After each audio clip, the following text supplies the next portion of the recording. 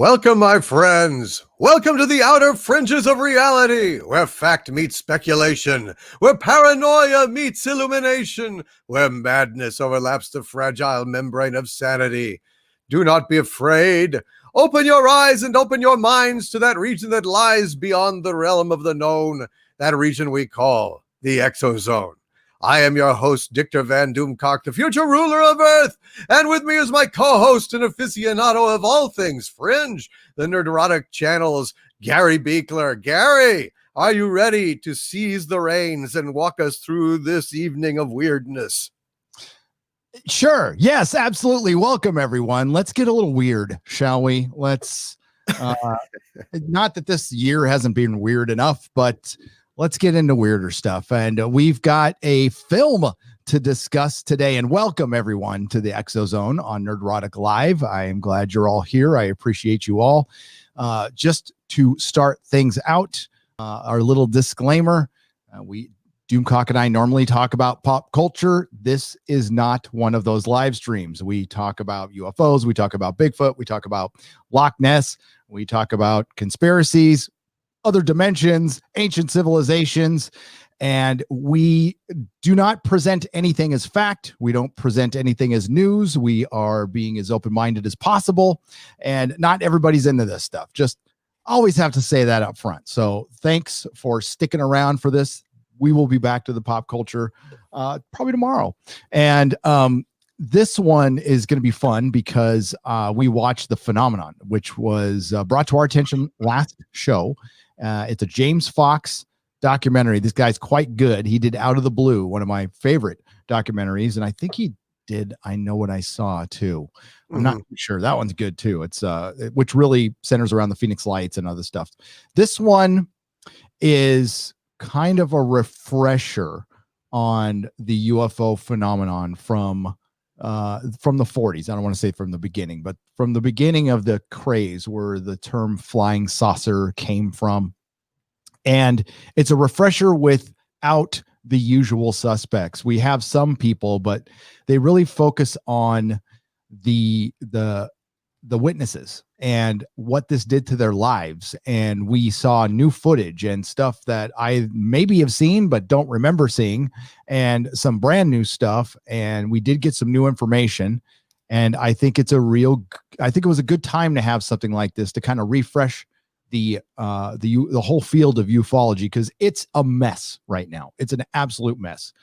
We have some good people out there and we have some charlatans out there, and they have been allowed to go for a long, long time, and it has ruined the field. And this on top of disclosure actually happening, and we still have like infighting going on. So I thought it was a good time to have something like this. And they did mention the Tic Tac, and I think James Fox, I was watching a little bit of his interview with Richard Dolan earlier today, and he said that that information came out like really towards the end of their filming, so they kind of had to put it in later, and they added a lot. It was, I think, the newer information, not the first initial information, but the stuff we just got this year. And it's interesting how they wove all that in. They go from the beginning, and Doomcock, the case at the end, which we'll get to, I had never even heard of.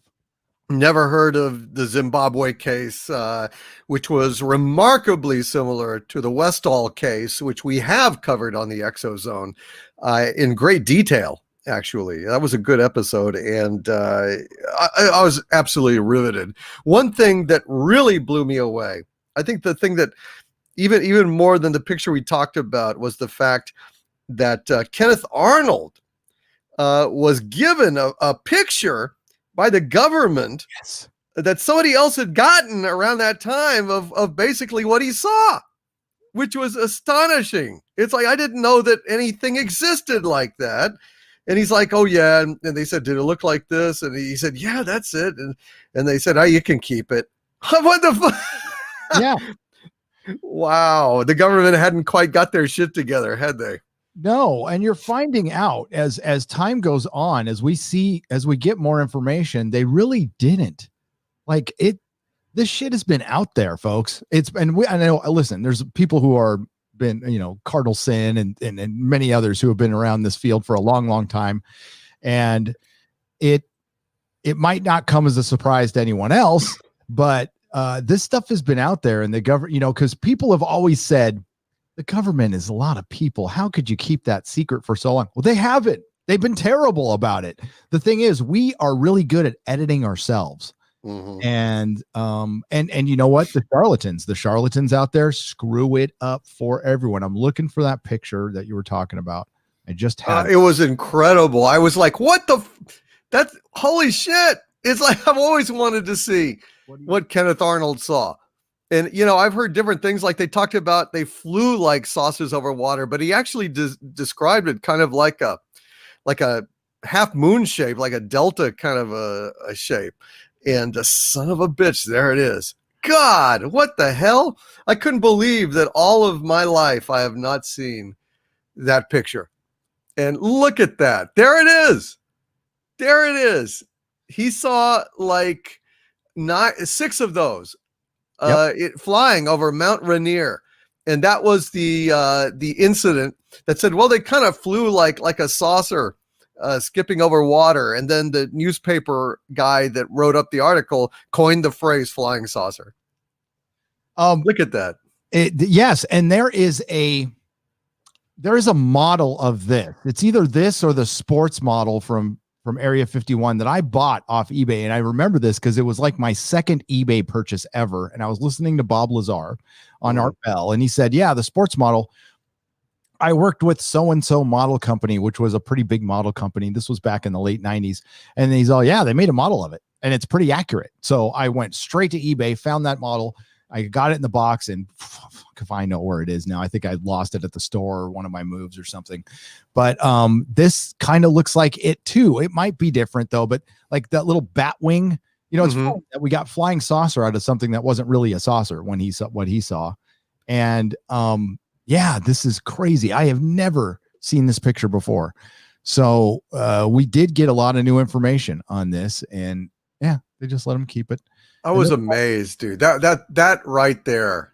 It's like, finding a copy of London After Midnight, in your, local movie theater when it's closed. It's just like on a shelf. London After Midnight. Shit. Oh, lost that one. God, that's incredible. I've always wanted to see that. And there it is. It existed.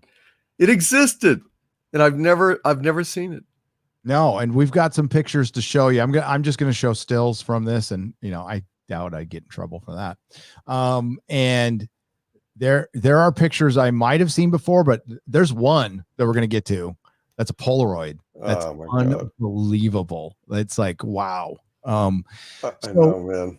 I mean, that's the kind of thing where you've got this source material that they could easily bring, science to bear, because that's essentially like the negative.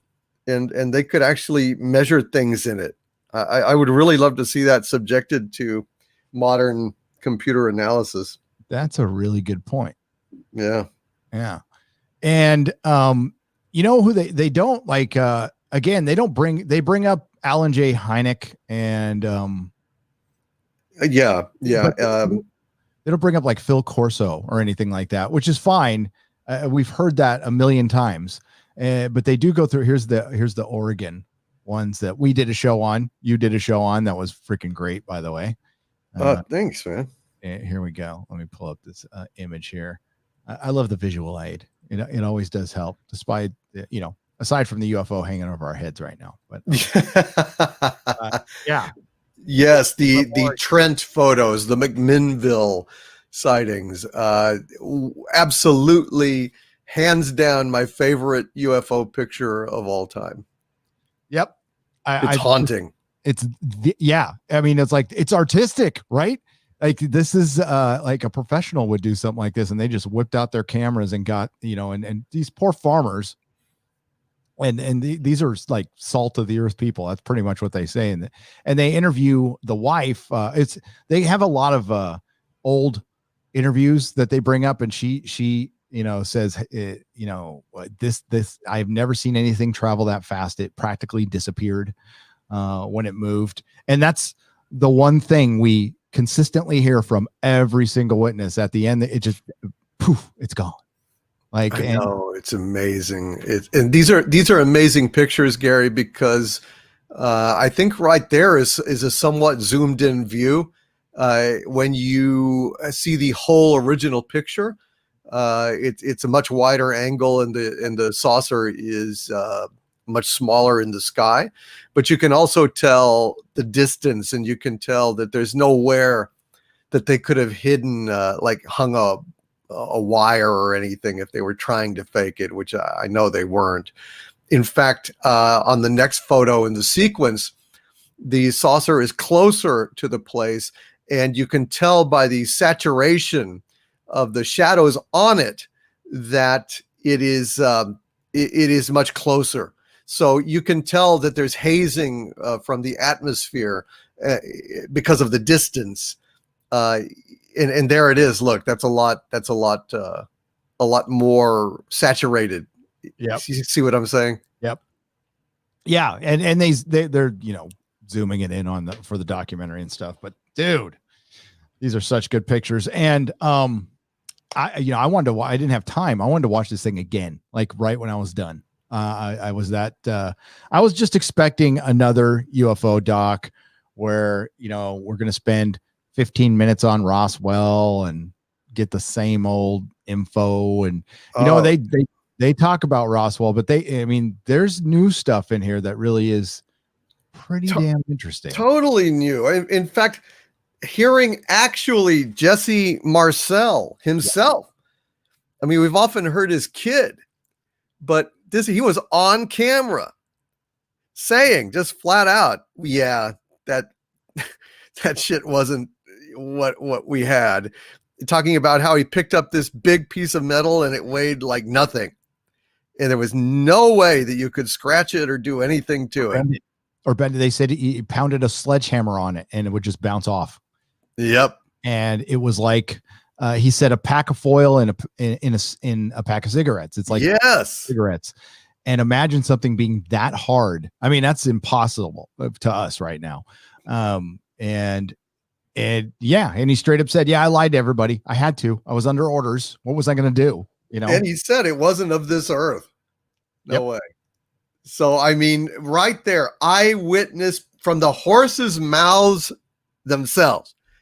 We even got to hear from the woman in this McMinnville sighting. Yes. We get to hear from her. And I have no doubt that these people are telling the truth.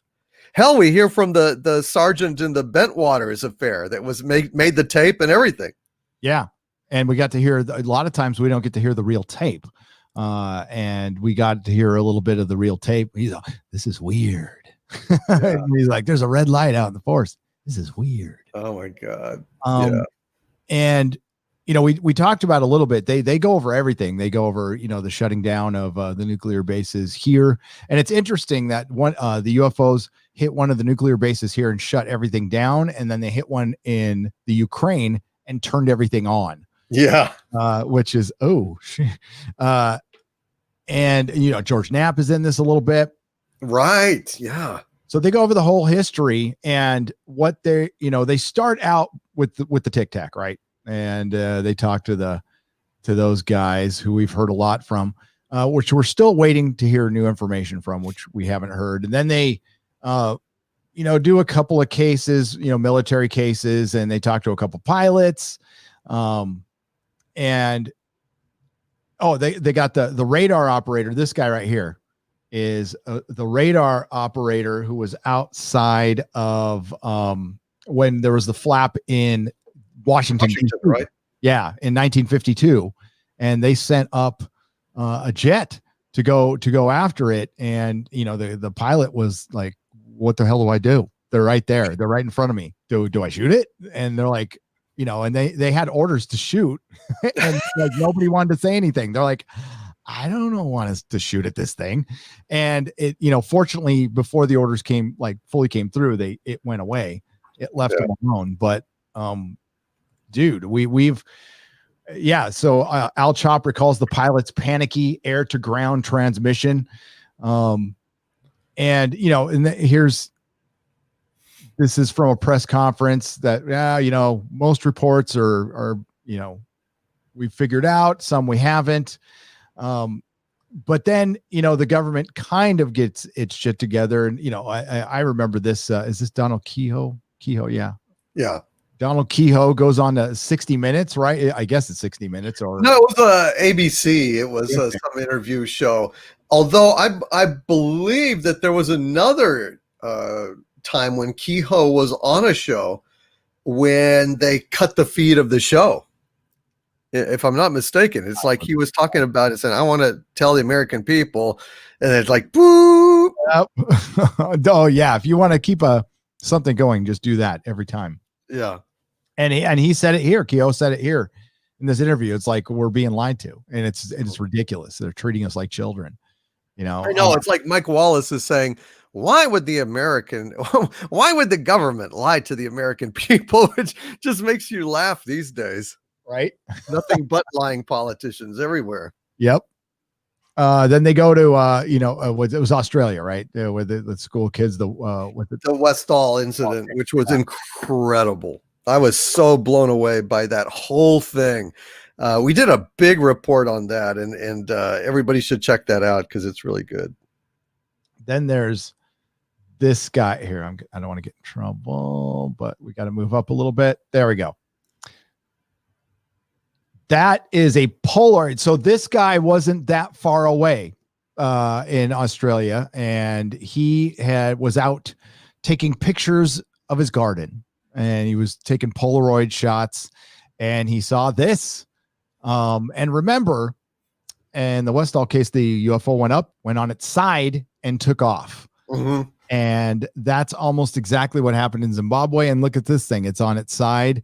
This is the actual Polaroid that he pulls out right in front of James Fox there, who's interviewing him. And he's like, yeah, I got it right here.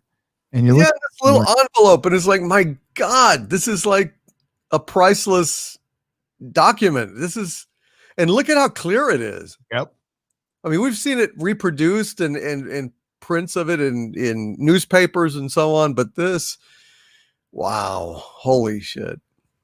No, and it sucks that some of this stuff, I'd love to see a big old director's cut of this, but I highly recommend, after listening to us, go over to Richard Dolan's channel.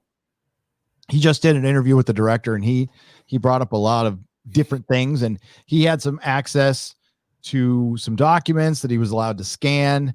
And we're going to bring something up with Lonnie Zamora in a minute. That was stuff I didn't know. And, I didn't listen. I always thought the Lonnie Zamora case was like, I believe the guy, but I never thought much of it. But now I realize like the impact that case had on everything. There's still like a couple little questions that we're going to bring up with it, but I believe the dude believed what he saw, because it absolutely ruined his life. And you think about, you see something like that. If I was him, I'd have moved out of that town. Out of that town, because he was just getting ridiculed left and right. He had to, he lost his career because of it. And, it's not like the guy made any money. And they bring that up a lot too with the Oregon case too. That couple made the McMinnvilles. Yeah. They nothing. They made no money off that. And you got to consider that. But this picture's awesome, dude. It's so gorgeous. Look at it. God, it's so weird that it's on its side too. Yep. These damn UFOs have no respect for the laws of physics or gravity. I swear. It makes you wonder, like, okay, well, it's got to be anti-gravity then. So it doesn't matter what side it's on. I wonder why it has to go on its side to take off. I don't know, man. It's weird. It's so weird. It's like Happy Yo-Yo. It does. Or like, or one of those bells you hit at the counter. Ding. Yeah, it really does. Ding. Oh my God. This is like weird. Technology of the gods. Yeah. So yeah. Here it is. Yeah. Yeah. It's just incredible. Yeah, that's a closer shot of it. Holy shit. It looks like it's spinning too. It does. It does. So weird. It's so freaking weird. So we get to Lonnie Zamora, and it moves pretty quick, this doc, and we hear from Alan J. Hynek, and we get to see. I mean, they mentioned Close Encounters. Oh, Jacques Vallée's in this a bunch too. He's brilliant. We don't hear enough from him. No. And he, his character was. Why am I blanking on the name? The French guy in Francois Truffaut. He plays. What's the name of his character? He plays in Close Encounters of the Third Kind. Oh God. Not LeBlanc. It was Latrine? No, I'm just kidding. Yeah, like latrine, something like that. I can't remember, but he was great. He was great in it. Allez. I love it when where did the sounds come from and all the hands like shoot up into the frame. Spielberg, when he was a great visual stylist. What a shame. The Close Encounters has one of the best openings of any film ever. Yeah, it was fantastic. It's a great movie. So we get to Lonnie Zamora. We're gonna zip a little ahead here, and his case was very interesting. This was a cop in New Mexico, Socorro, New Mexico, where he was facing a reckless driver, and he saw a puff of smoke and a flash of light over a hill. It caught his attention, so he goes up a dirt road. He looks down this ravine right here, and he sees a ship landed with a couple of little beings kind of walking around, maybe checking it out. Probably had, ran out of gas, something. Maybe they hit something. Maybe they hit a bird. Who knows why they were landing. And he saw this and he's like, what the hell? He gets out of his car. He makes eye contact with the thing. He tries to drive his car down closer to it. They get in the ship and they take off. Now, his account says he heard or saw, he must have seen it, flame coming out the bottom as it's taking off. Now, we've never really heard that associated with the UFO before. No. We've heard that there's a humming sound, that we see a little like what your street looks like when you're looking at the road and the heat waves. We see like little distortion or something under it. Mm-hmm. Sometimes we hear a sound, but generally they are silent and fast. So I don't know what, either it was a backup or it was something else like a light that he misinterpreted. But other than that, dude, there's some crazy shit about this case, because they called the cops out. The rest of the cops came out. There was a radio operator. They interviewed his son. He remembers hearing the whole conversation. The son ended up at the scene, and they have video and pictures of the imprints in the ground. Yeah, there. Absolutely. And measurements, everything. Incredible. It was smoldering. So everything was smoldering around there. Now, could this been a government thing? Are they near White Sands a little bit? Yeah. I still don't know if we have, for sure. Back then we didn't have any technology that was even close to this shit. No. But the smoldering ground is interesting. And he stuck to his story.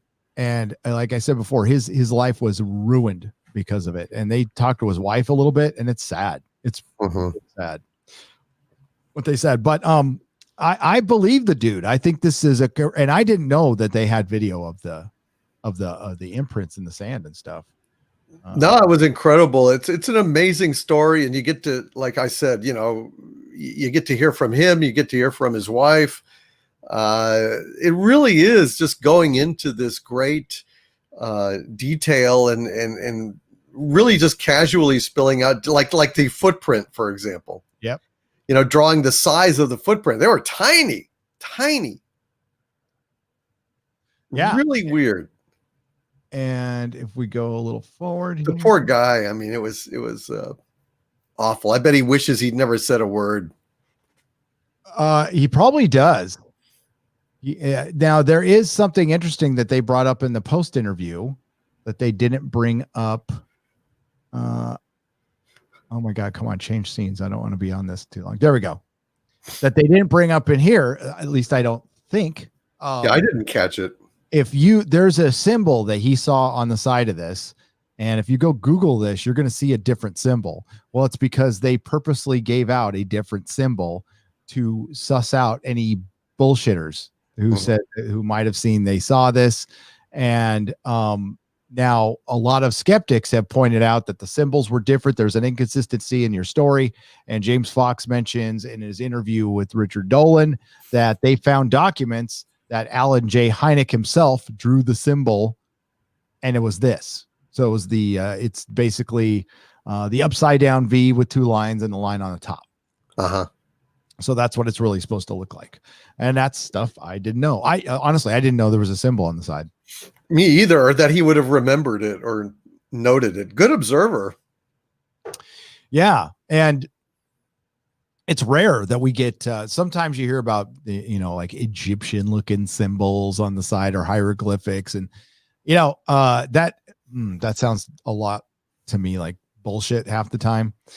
But yeah, it's interesting, because it's the kind of stuff that you sink in. Like, even me as a believer, I'll look at this thing and I'm like, cool, man, this sounds convincing. But am I 100% convinced on everything? No.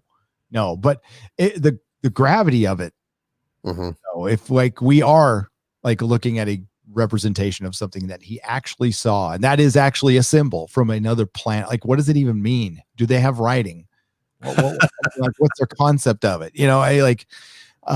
It's crazy. And it's sounding more and more like they'll pop in and maybe visit us once in a while. Maybe they're not supposed to, but I honestly don't. The more I'm thinking about it now, the more I think that they're just going to be hands off. If they're out there, they're going to be hands off. Right. Well, they would have interceded by now, I would think, if they were going to. I don't know. I mean, obviously they were teaching us a little lesson about our nuclear capability when they're, turning on certain silos, turning off other silos, freaking people out. They didn't talk in this one about the missile test where the saucer appears in the footage, flies around the missile, zaps it once, flies around the other side, zaps it twice, and then flies out of frame as it malfunctions. I mean, they've been displaying very casually absolute dominance in the skies, dominance of technology, dominance of weapons, and then just basically kind of leaving us alone. It's a very strange situation.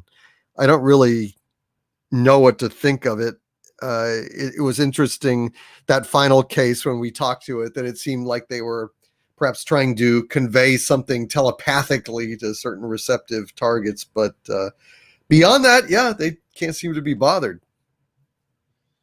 No, they really can't. I mean, honestly, what are they going to do? They don't want to be, it would, if you really think about it, if they came out here and disrupted our progress, that would probably be horrifically bad. Because I mean, look at now. Look at now. We can't agree on a lot of stuff. So if they came down and started mandating, people would see them as invaders, and it's kind of like the what if Superman existed. It would the reality of it would be a lot different than the comic. And I think maybe they're aware of that, and they're just like, well, maybe just maybe if they're on the teetering edge of extinction, we'll stop it. And maybe they have, or maybe we're just going to watch this whole time. Maybe there's a prime motive. Yeah. I mean, as above, so below, right? I mean, if Roddenberry came up with it, perhaps on a higher realm of existence, there is a non-interference directive. I don't really know. It may be that the only types of beings that are interested in this planet or our civilization are kind of the backward ass guys that, thrill seekers, joyriders, just fucking around, we have no idea.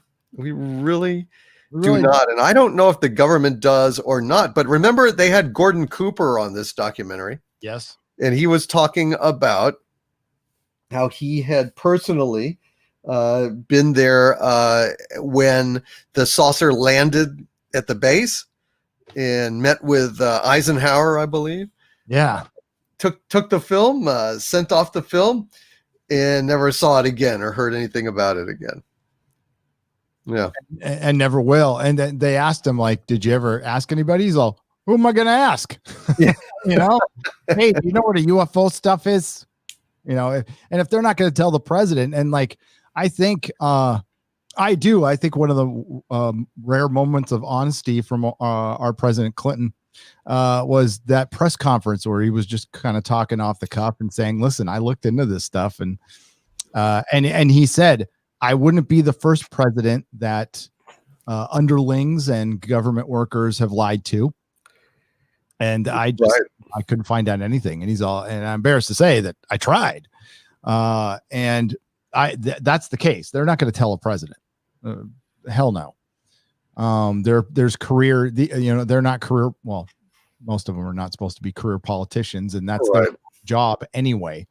And so we're talking about generals. We're talking about, career guys, and even with To the Stars. I forgot what their acronym is, but the To the Stars guy, Luis Elizondo, he's looking into this stuff. Now, I don't believe for 1 second he's telling us everything. Oh, hell no. In fact, I don't even believe he's retired from the Pentagon. I think he's carrying on the good work, pretending to be an ex-Pentagon guy and telling us exactly what they want us to know. That's my gut feeling on that. Oh yeah, like to the public, you're retired. We're gonna make it. And that's the only way he could probably work with this private organization, because he still has some of his, he can still look at classified stuff. So I don't know how that works. I don't work in the government. I don't know if I would imagine you don't get to keep it once you're gone. Once you're gone, you're gone. They don't do that in the private sector. I can't go up to Tesla and start poking around in their stuff. So, I keep forgetting I'm on I signed like 4 NDAs with Tesla. I was like, I hope I haven't said too much, but probably doesn't matter. I don't think you've ever given any kind of details or anything like that. But this was a fascinating documentary, and there's a lot of new information. If you want a good overview of things and a few surprises, this is it, man. Yeah, it's a great one. It really is. Probably the biggest shocker was like this one, the Lonnie Zamora case, and that Polaroid to me. Everything else I kind of knew already. But you're right. We get video or film from Lonnie Zamora himself and Jesse Marcellus. And these are, things I haven't seen. And then, I'm always reminded of this guy, right? So anybody who doubts the Tic Tac thing, this dude right here is probably, I would call him the most legit UFO witness of all time, as far as credibility. And, this guy was pretty much one of the best pilots we've ever had. And, everybody speaks glowingly of him, and he's pretty open about this. Mm-hmm. And that whole incident was nuts. And he's even explaining why people are, because remember the first criticisms were when they had the audio with this video, they're like, pilots wouldn't talk like that. Yeah, they do. They they say dude, because they're dudes and they're seeing something they haven't seen before and they're shocked. Yeah, this is not like combat with Russians or something. This is something they've never experienced, and it's weird. It's really weird. And, they are reacting like human beings who happen to be pilots. I mean, that never seemed not credible to me. And I mean, there's no doubt in my mind this Tic Tac incident is absolutely authentic. And listening to this guy, what a hell of a witness this guy is. I mean, he really is so credible. When he's talking, you get the feeling that this guy is honest as the day is long. I don't get any sense of prevarication or or distortion from this guy. He doesn't seem to be hiding anything. He seems like a totally open book. Yep. I could not agree more. And you know, it's disappointing. I don't, not to, you know, people are allowed to have their opinions, but Mike Barra, somebody I follow, like, is just anti this case. Like, he thinks it's all fake. I think because of where it comes from. And this is, you know, I talk a lot about the schism in ufology, and Cardinal Sin will know what I'm talking about. It falls on political lines. It does. So, and I'm with a lot of you. It's this guy, I believe, but when you see Panetta, when you see this guy, Harry Reid, you go, what? And you got to remember that when these people get out of office, when they're done, they're back to being citizens. So they're done playing their partisan political game. So you do get a little more reality from these guys once they're out. I'm not saying they're telling the truth, and I wouldn't believe Harry Reid is, you know, I wouldn't trust this guy as far as I could throw him at all. So this is where the schism comes from. It's along political lines, because To the Stars Academy has been pretty anti the president, and they got these guys in here, and I get that, and that's why I'm skeptical about it too. Because the first thing you want to think of is there's political motivation behind this, and there probably is. I still think the information is credible. I don't think they're rolling out BS information. Their motives. I mean, Harry Reid was investigating from Nevada. You know, he's investigating what his people wanted him to investigate, and I believe he's sincere. I don't see any reason why he'd be distorting anything. I believe what he said. Yeah, I mean, honestly, I don't care who I get the truth from. Right. I mean, like, will I question it all the time? Yes. And you know, I don't trust any politicians, to be honest with you. And I think there's political motivation behind everybody. But I think they are genuinely getting this information. They want the public to know it. For what reason? What's behind it? I think you should always be skeptical. But this is where I agree with Richard Dolan, who probably wouldn't, you know, agree with Harry Reid on a lot of things. But he said, listen, I mean, we're getting it. We're getting it. So we should come together and try to suss it out instead of just automatically shooting it down. Because that's not going to help anybody. Now, and again, if we find out later that it was a Chinese drone, then we should be very, very concerned. And Harry Reid does say something that makes a lot of sense here. He's like, whatever it is, we need to be talking about it. We need to be investigating it. And quite frankly, other governments have been way more open about it than we have. So we obviously know more than the other governments, but the South American governments have always been pretty open about it. France has been pretty open about it. The UK has opened up about it. And I honestly think the people should know this. And, you know, well, we're never going to get the whole story. Let's be real. But right. And and so it's a good overview. They talk about that, and then we get to the Zimbabwe case. So this case is strange. So there have been sightings in Zimbabwe for a couple of days prior to this, to the day this happened in 1994. And there's this school there. And this is a lot like God, why am I blanking on it now? The Australian Westall case. This is almost exactly like the Westall case. Some kids are out there playing at their school, their boarding school, whatever it is, and multiple UFOs fly over, and a couple of them land. One of them lands near the kids, and then the beings get out, and the kids interact with the beings. Then they interview the kids, and they have. Now, if I heard this story, I've never heard it. Yeah. And if I did hear it and only heard it and didn't see these interviews with the kids, I wouldn't think much of it, to be honest with you. But when they talk to these kids, I can't show it to you, but when they talk to these kids, it is pretty convincing that all of these kids are very matter-of-factly describing the same thing. And Yeah, absolutely. The same thing in the Westall incident, where it's an entire school full of kids. The saucer lands.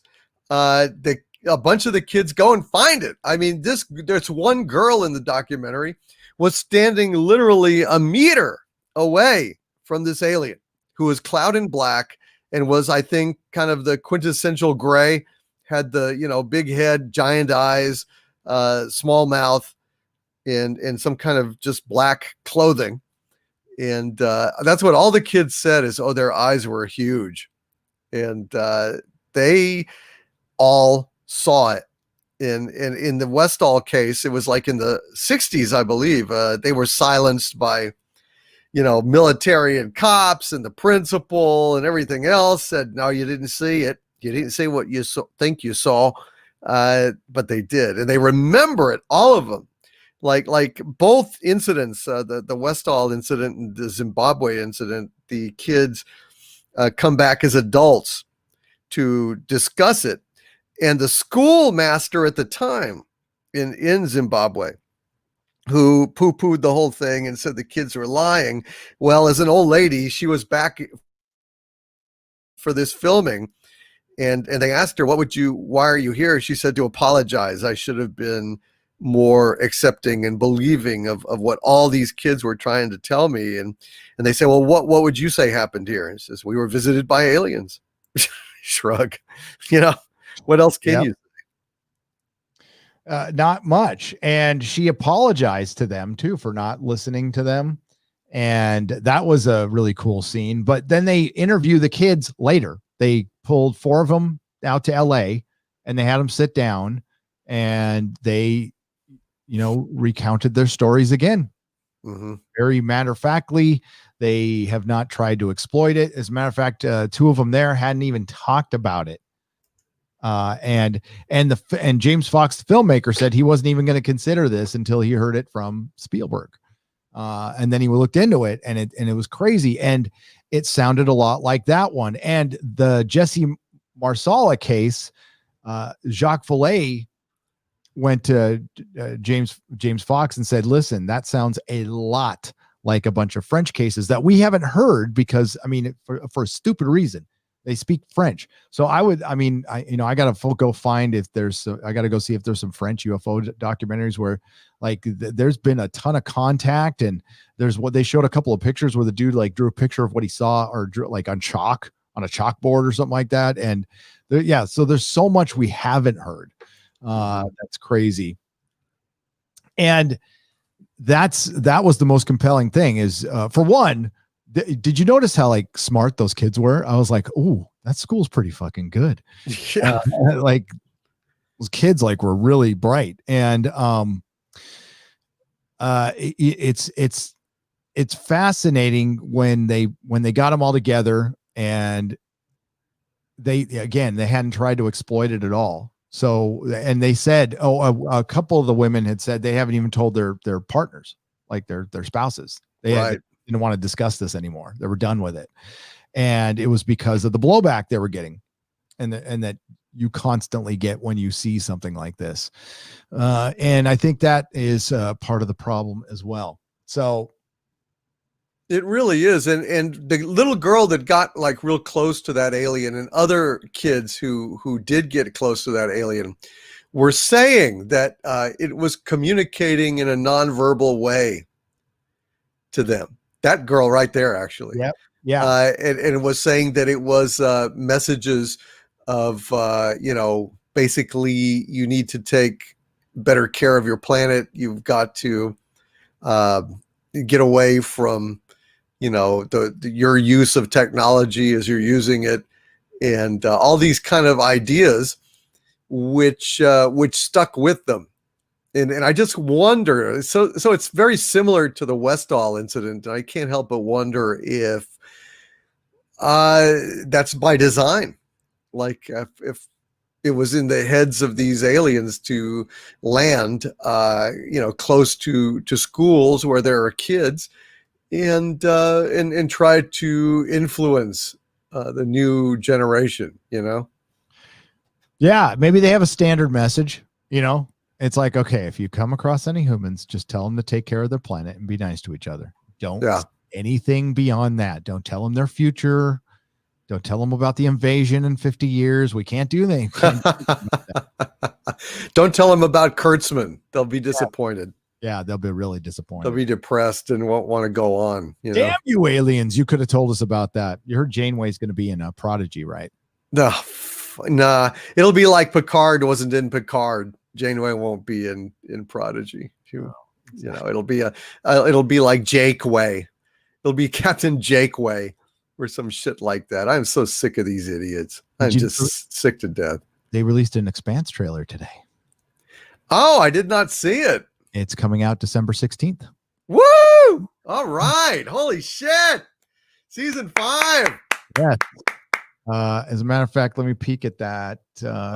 Something to live for. Thank God. Right. I'm not sure if it's going to be weekly. I'll look into it. We're talking about the ExoZone, but I'm just excited. Wow. Weekly. Yeah. So, yeah, if we could get away with it, I would do a reaction, but we can't. Or maybe I'll think about it towards the end. Maybe we can do it. Maybe we can get in a little trouble. But I mean, like the worst thing they do is they give you a copyright claim and you can clip that part out, which is fine with me. But this was a great documentary. I got to say, man, I was really, because again, my expectations were I've seen so many of these things. Mm-hmm. They're honestly, if it's another, and I saw at the beginning, I was like, oh, is this going to be just another, here's the history of UFOs, but they really brought a lot of new information, which was exciting. And I think it's kind of needed right now to kind of set everything back up for whatever's next. It sucks. I really do. I mean, of all the things I missed from this year I missed not being able to go. I wanted to go to Contact in the Desert. I really wanted to go this year. And it's a bummer that didn't happen. Hopefully we can get back to that type of normal life where we can go to conventions and stuff. I really do. I don't want to hear myself. Stop that. What happened? Wow. Well, I clicked on it and all of a sudden I clicked the volume on or something like that. I was gonna pop out the chat. I see. Well, no, man, I hear you. I really would love to be able to just get on with regular life. It's incredibly demoralizing and depressing. A lot of people are feeling it all over the country. And yeah, I'm ready for this shit to be done. I'm ready for 2020 to stop. Right. Oh, whoops. I didn't want to do that. There we go. So where's the other one? I thought there was another one we can do. That's fine. So let's see who's here. We got Nihilist Shadow in his wrench, Dan C. And let me get that going again. Sorry about that, folks. And we also have Cardinal Sin is here. Wonton Sombrero, Diego Montoya, Darth Cadis, and Gypsy Warrior, Nora Kramer. Welcome to the ExoZone. What's up, Eric K, Scott Rainford, Jennifer Cisco, Nancy Hickman, Marks 47, Nitrium, and Finbar Hooley. Welcome everyone to the show. And I highly recommend it. The documentary. Here's the bad news about it. It's $20. And I know that's a lot and they don't offer it up to rent. And the reason they do that is like, this is the only way these things make money. Right. These things don't make a lot of money. So they usually have to sell them at shows and stuff. And that's where they can offset the costs. But I think what they're going to do is make it available for VOD for a little while. Then you'll be able to rent it. You get to keep it for $20. Well, yeah, and also I would say I got it at SD resolution instead of HD, which samples up just fine, and it only cost for that, I think it was like 15 or 16, and that's like a ticket price. So for one person, if you got two people in the house watching it, that'll be a great great investment. Yeah. And we definitely want to support these guys when they I know these times are tough, and it'll probably be available for rent eventually for like $2.99 for a day or whatever it is, and that's good. And there's probably other ways to watch it. As soon as it hits the internet, there's a lot of the other ways to watch it. But I would highly recommend giving the guy a couple bucks, and paying him for his work, because it was good work. I like James Fox films. I think he does a good job. I'd love to talk to that guy someday. Yeah, great job. Yeah, so well done. We've got little bits of news to talk about. Let me read a couple super chats here, and then we're gonna get to our news, little tidbits of news, some interesting stuff happening around the world and in the universe. Which way do I want to go? There we go. That's what I want to do. So sorry about that. Ooh. There we go. We've got Orville Nation for $5. Hey, Gary and Doomcock, the Expanse just announced they will be releasing weekly. It's about time. Thank God. Well done. Finally. Can we say I told you so? Told you so. Told you so. Freaking Just wait. They'll see how good it does. It's going to be great. The boys went completely woke and went off the track, but their views are up. According to Amazon, they've doubled their views, and that's because it's weekly. Brian Kim for $4.99 says, petition to Perry Chan for ExoZone intro with aliens probing Jeremy.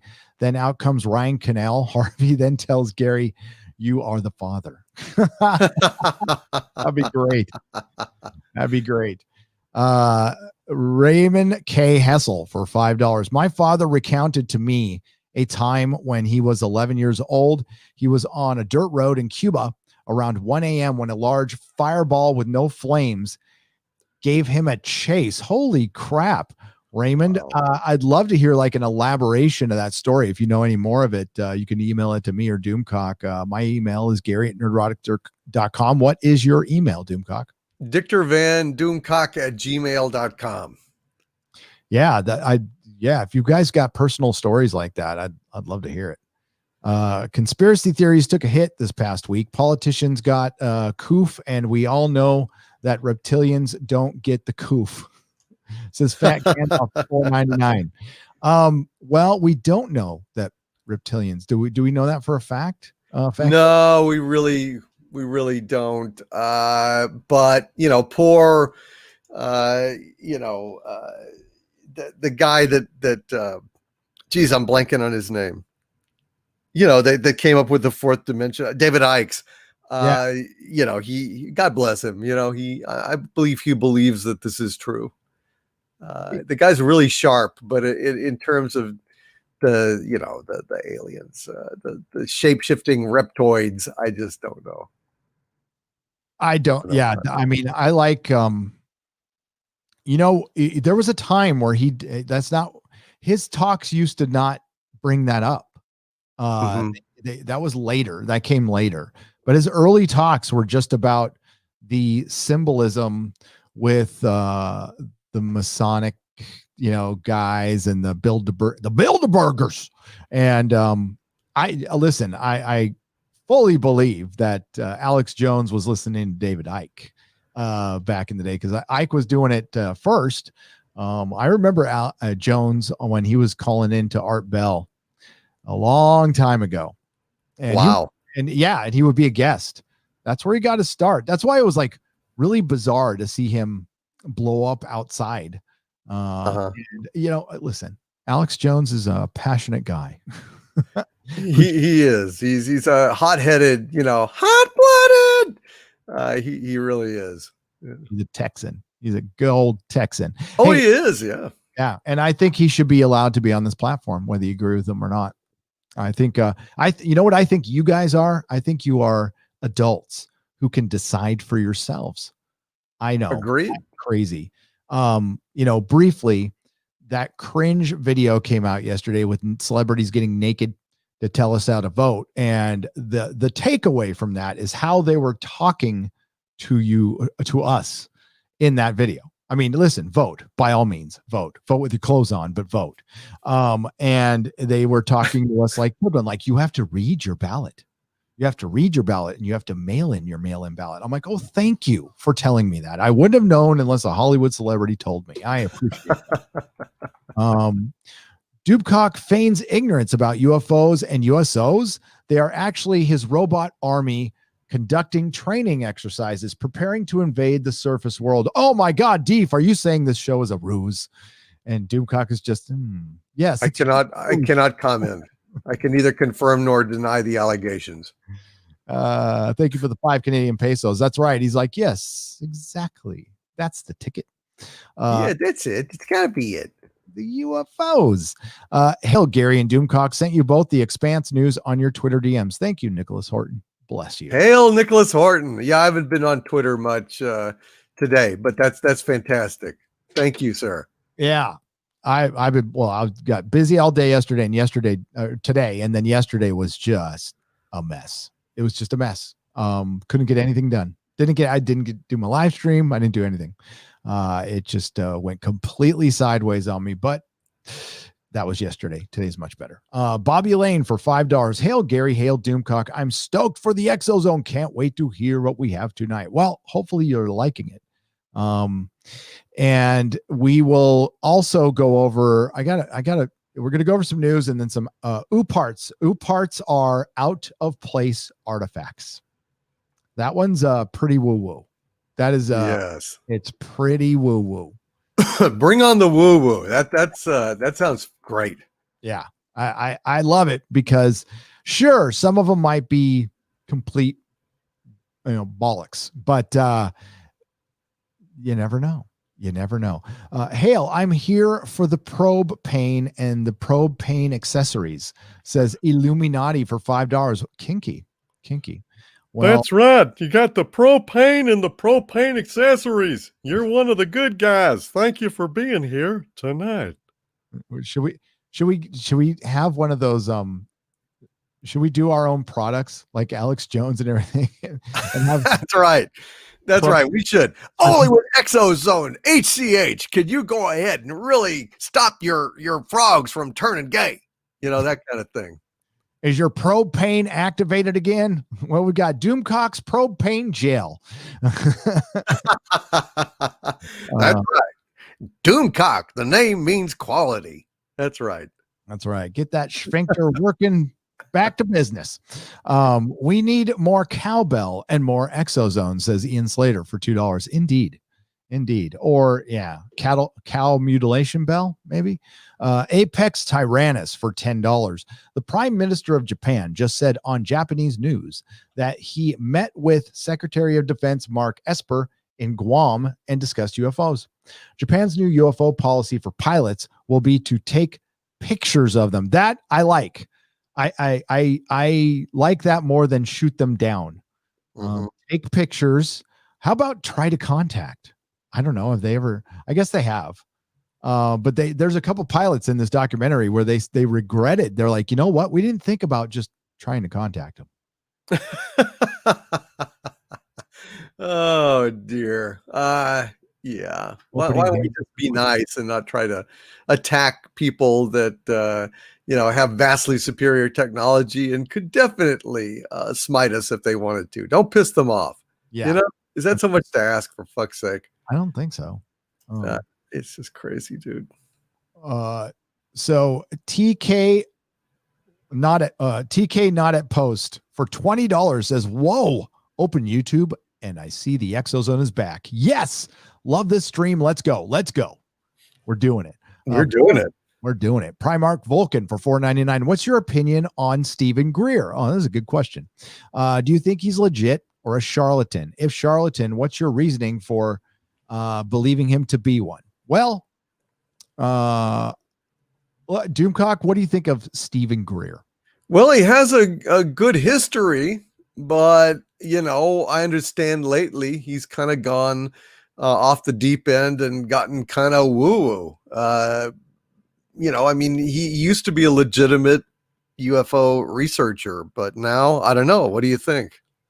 I feel the same way. I mean, I'm not like totally down on him because his past work, but I agree with Doomcock. I think what I have seen, and listen, I could be wrong on this, but what I have seen of him with he gets groups together and they go out and meditate and try to call the UFOs to them.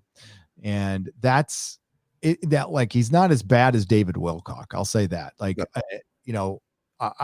there's certain things I would still completely believe Stephen Greer in, and he did something that was incredible. He got that press conference going with the government, and he has always said that the aliens are here for good, that there is no evil aliens out there.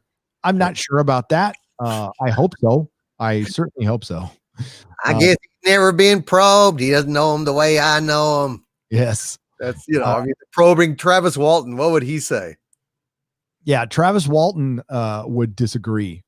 Now, ambivalent, maybe you can say. I don't know if they brought him back, but he said there was other people. True, but it was pretty horrendous. I mean, if the stuff he's saying is true, and you've met him and you believe him, so yeah, you got to think about this shit. Yep. I will say with Stephen Greer, is he outright charlatan? I wouldn't go that far. But he's getting into Guruville a little bit. And that I start to question. Because that's when money gets involved. And that's when, and listen, just because money gets involved, and even if somebody later in their career goes off the deep end, like Linda Moulton Howe, it doesn't erase their past work with me. I think Linda Moulton Howe and Stephen Greer both did great work in this field in the past. And I think some people get in situations where they feel like they still need to bring new information and they haven't been able to do that, or maybe they just went down the wrong road. Listen, I have a line where like I stop believing stuff where we're talking about, especially when we get in the Wilcock territory, because Linda Moulton Howe started doing the Wilcock stuff. Now, Stephen Greer doesn't do this. He doesn't do we have the anonymous source, and it's always like some guy in a black, he's covered up and he's always some military guy. Now, Linda Moulton Howe has produced records of some of these people who have shown their faces, and that's legit. But then I don't know. When I hear about de-aging and going and bases on Mars and stuff, or bases in Antarctica, I'm not sure. I think there's something down there, but I think it's ancient and it might be ruins or something like that. But back to Greer. Yeah. The meditation stuff, I'm just not there with that. And maybe that's a personal thing on my part, but tell you what, I'll look into it more. I'll look into Stephen Greer more and see where he's really at with that. I saw his last documentary, and that's what I saw in it. And I was like, it kind of turned me off a little bit. Recovering from minor surgery. Thank you, ExoZone. Thank you, Commandant VHS, for $2. Hail. And hope you recover quickly. Absolutely. Yeah. Admin Grumpy Bear for $20. Do you think the crop circle aliens are annoyed at corn mazes this time of year? Thinking copycats can't even make a decent circle. Yeah. I think they just avoid it. They're like, God dang it. Stupid crop circles. No, I have to say I have a soft spot for corn mazes. Some happy would-be memories. I'll just put it that way. Yep. I dig them. And they can also be, they make you think of Children of the Corn. Malachi. Yes, but I am not the father. Let's just put that out there. Anytime Children of the Corn, it's just kind of, Harvey, you are not the father. Poor Harvey. He's always being accused of being the father. He is. All right. We're going to, I'm going to pull up some little news notes here. Where was I? There we go. We had a Bigfoot sighting. Yes. We had a Bigfoot sighting in Alabama, folks. And, you and I have discussed like where we're at with Bigfoot. I'm kind of back and forth. I'm kind of back to thinking there's a Bigfoot For a while, I was like, nah, there's no Bigfoot. But I was interesting enough. I was going down the Joe Rogan rabbit hole before I went to bed last night, watching some of his clips, and they were talking about giant chimpanzees, which I didn't know were a thing. I had no idea they were a thing, but there's apparently giant chimpanzees in the Congo. These are 6-foot chimpanzees, which are way more formidable than gorillas, by the way. Like, Damn. They'll eat your face. You just want to stay away from them. And they were talking about Bigfoot a little bit. And and they were also bringing up that, these giant chimpanzees, there's only a group of them in the Congo. They're very hard to get to. I don't think we've captured any. There's pictures. But remember that, this always gets brought up in the Bigfoot debate. It wasn't until like 1910 until they found the gorillas, the mountain gorillas. And there's a lot of space. And if there's only like 10 Bigfoot, in the American Northwest, chances are you probably never see one. It depends. It depends on how intelligent. But this is in Alabama. Video Bigfoot sightings reported in Alabama. Wow. And employees at an outdoor entertainment venue in Alabama claim that customers have been reporting strange activity, which they suspect is evidence of a Bigfoot lurking in the area. According to a local media report, the account of distant sightings of an unusual animal have been coming from ATV riders exploring the trails throughout the spacious Bama Slam Park. Bama Slam. It's not like that song. It did. Oh, Black Betty, Bama Slam, right? Yeah. In the community of New Brockton. In addition to the alleged eyewitness accounts, worker Joe Blackburn says that feedback from guests over the last 21 to 30 days suggests that there's something unusual happening in the densely forest area of the site.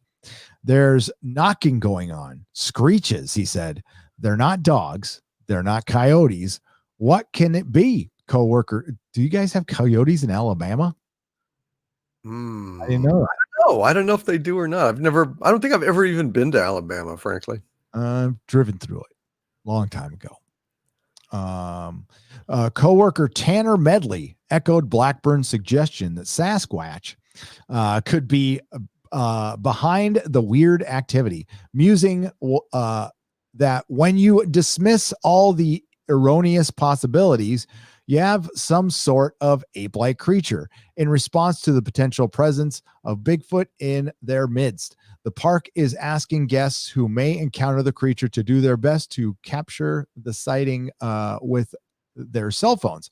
Response to the news online has been mixed, and some people believe that the tale may have urged visitors to the park. That's what I think too. Don't you want to come out and see Bigfoot in our park?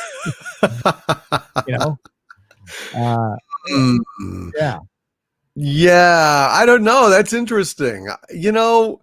Bigfoot could just be like a natural cryptozoological, phenomenon, or Bigfoot could potentially be something akin to skinwalker type phenomenon. Because look, if you can have two dogs in trench coats smoking cigarettes, you can have Bigfoot. So it's really hard to know what the hell these things might be, and it's really hard to rule anything out in a world where we've even talked to the guys who covered that about the dogs at Skinwalker Ranch with the trench coats. I think that's amazing. That was such a badass show, Gil. It was. Gil. Now here's some science news. This comes from Mars. 3 underground lakes found on Mars. Scientists studying data from the European Space Agency's Mars Express orbiter have discovered a trio of subterranean lakes hiding beneath the surface of the red planet. The remarkable findings, which were made by a team of researchers at Rome Tre University in Italy, or Roma Tre, were revealed in a paper published on Monday. The authors explained that the discovery came about by happenstance as they were initially attempting to confirm the existence of an underground lake on Mars that was first detected back in 2016. Taking into account more data and analyzing it in a different way, ESA explained in a press conference or a press release, they were only able to confirm the presence of that first lake, but 3 new ponds have been discovered, according to the research. The largest lake measures approximately 12 by 18 miles. Wow. And is surrounded by a trio of new found bodies of water, which measure around 6 by 6 miles. Interesting. The team indicated that there is a possibility that the 4 lakes could be interconnected, although that is merely theoretical until additional observations can be made. On that note, what might be contained within the lakes is another mystery, which could take quite some time to solve. That's because they are located beneath a nearly 6 mile thick. They're beneath a nearly 6 mile, thick layer of ice. And at the present time, we do not possess the technology or the technological ability to send something to Mars that can drill that deep into the surface of the red planet. As such, if there is any evidence for life in the newly discovered waters, it would remain tantalizingly out of reach for the time being unless additional and more accessible lakes can be found. So they're finding 6 miles of ice. Remember when there wasn't any water on Mars? Yes, I do remember that quaint little little bon mot there. I am not surprised. And actually, I wonder if this is the same. Are these additional bodies of water from what we talked about last week, where they were talking about they figured it was a hyper saline brine down there. Yeah. Or is this different? I wish that this article had a little more detail about the projected quality of the water. You know what I'm saying? Yeah. It's just giving a link to itself. That's dumb. Here, let me go to the press release and see if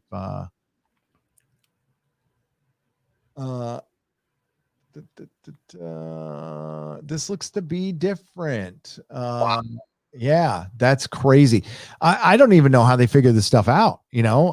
That's amazing that, in my lifetime, it was ridiculous that there was water on Mars, and now they're finding lakes under the ice cap, which we could all see. And they were saying, that's not ice. That's not water. It's like, so they are. And where there's water, there's life. And I think the bigger mystery, and you guys saw, I bring this up all the time, but I'll show you guys again, because I want to know.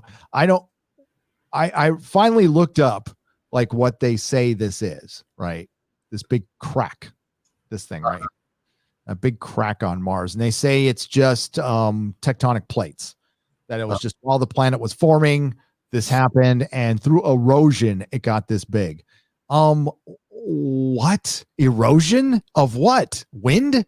Well, there's wind all over the place. Then why isn't it filled with like little canyons like that? Why can we still see all the, if there's that much erosion on the surface, then we shouldn't see all the freaking meteors that have fallen on Mars. And obviously it has, there's huge sandstorms on the planet, sometimes planet wide. I think there's something else to that big gash. It's huge. And it's very unusual. Like if there was no, either water had to form that, or something hit it. Mm-hmm. I don't know. It's crazy. No, it is. Well, I think once upon a time, there was tons of water on Mars.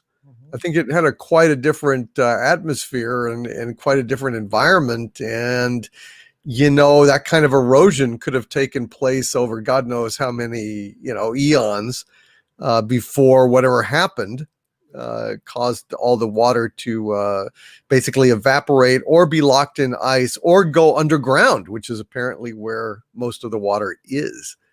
Yeah. And it's in, we need to get there. And I thought we would have been there by now, to be honest with you.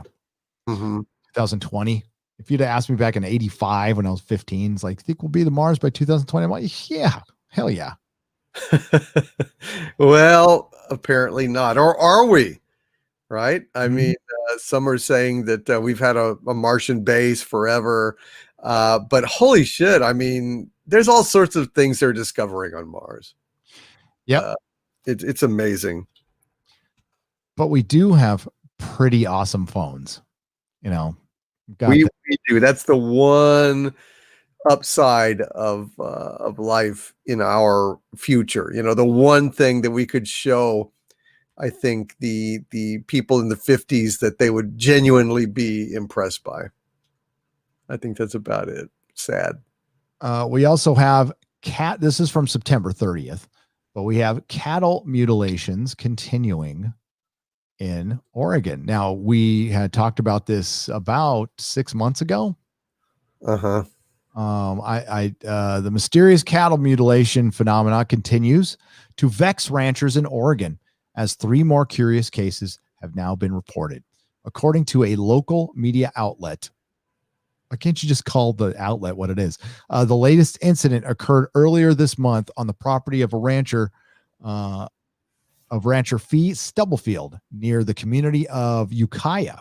As he was checking on his cattle one evening, he spotted a dead cow that sported unusual injuries, which did not look right, in quotes. Specifically, the creature's tongue and sex organs had been sex organs. What the fuck is that? Sex organs. Sex organs had been removed by way of bloodless cut described by Stubblefield as unusual. Additionally, in a rather odd detail, one of the animal's ears has been severed and inexplicably placed upon its neck. The rancher's misgivings about the manner of which the cow died were subsequently confirmed by local authorities, who examined the creature and noted that it bore all of the telltale signs of a cattle mutilation case. The determination was particularly worrisome to Stubblefield, as now we've identified this as a mutilation kill. We've actually discovered we had 2 other ones. Those cases, he said, took place earlier this year under similar puzzling circumstances. Stubblefield's most recent lost cattle comes on the heels of an odd cattle mutilation that took place in Oregon back in July. We talked about this one, as well as a highly publicized incident last summer in which 5 mutilated bulls on a different ranch in the state. The spate of cattle mutilations cases has understandably raised concerns among ranchers and authorities in Oregon. To that end, Stubblefield declared that this is too much. It's got to stop. For his part, the rancher indicated that he did not subscribe to the more fantastic theories associated with the phenomenon, such as this is the work of aliens or a sinister cult. I'm a believer that this is a little more practical. It's criminal behavior. Okay, what kind of criminal wants to risk going to jail? I mean, if it's it says here, unfortunately for Stubblefield, history suggests that the culprit behind the cattle mutilations is likely to remain a mystery. Yeah, because we're talking bloodless cuts, and in some cases, it's like laser precision. Mm-hmm. And this has been a mystery forever. The only earthbound explanation I've ever that I could buy with this is it's our government randomly testing cattle, testing the soft tissue because of all the radiation from all of our nuclear bomb tests in the West. And it's a good way to see how it affects organic life still after all this time. Because quite frankly, we blew up a lot of bombs out there in Nevada, and all that fallout blew somewhere, and it blew over all of us in California and in Arizona and Utah. So I could buy that, because remember, there used to be black helicopters associated with cattle mutilations. You haven't heard that in a while, but no, you haven't. But that it was definitely part of the phenomenon. And Linda Moulton Howe kind of broke that wide open with her, kind of trailblazing reporting in the 90s. She did a great job. I think it was called Strange Harvest. Yes. Yeah, yeah, really, really key documentary in establishing the whole thing. I think you're probably right.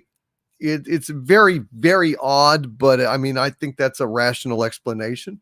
So might as well accept that as any. It makes me, I guess, a little more comforted that it's the government doing it for a rational reason as opposed to UFOs doing it for reasons that would be very disquieting. You know, if they actually needed that stuff for some reason, yeah, it adds a whole new dimension to probing or all the other things they do. So hopefully they're innocent of this. Hopefully. All right. I'm going to read some more super chats and get to OOParts. All right. OOParts. It's hard to find articles on OOParts on Google. And God, it's just Google. I don't want to look on Pinterest.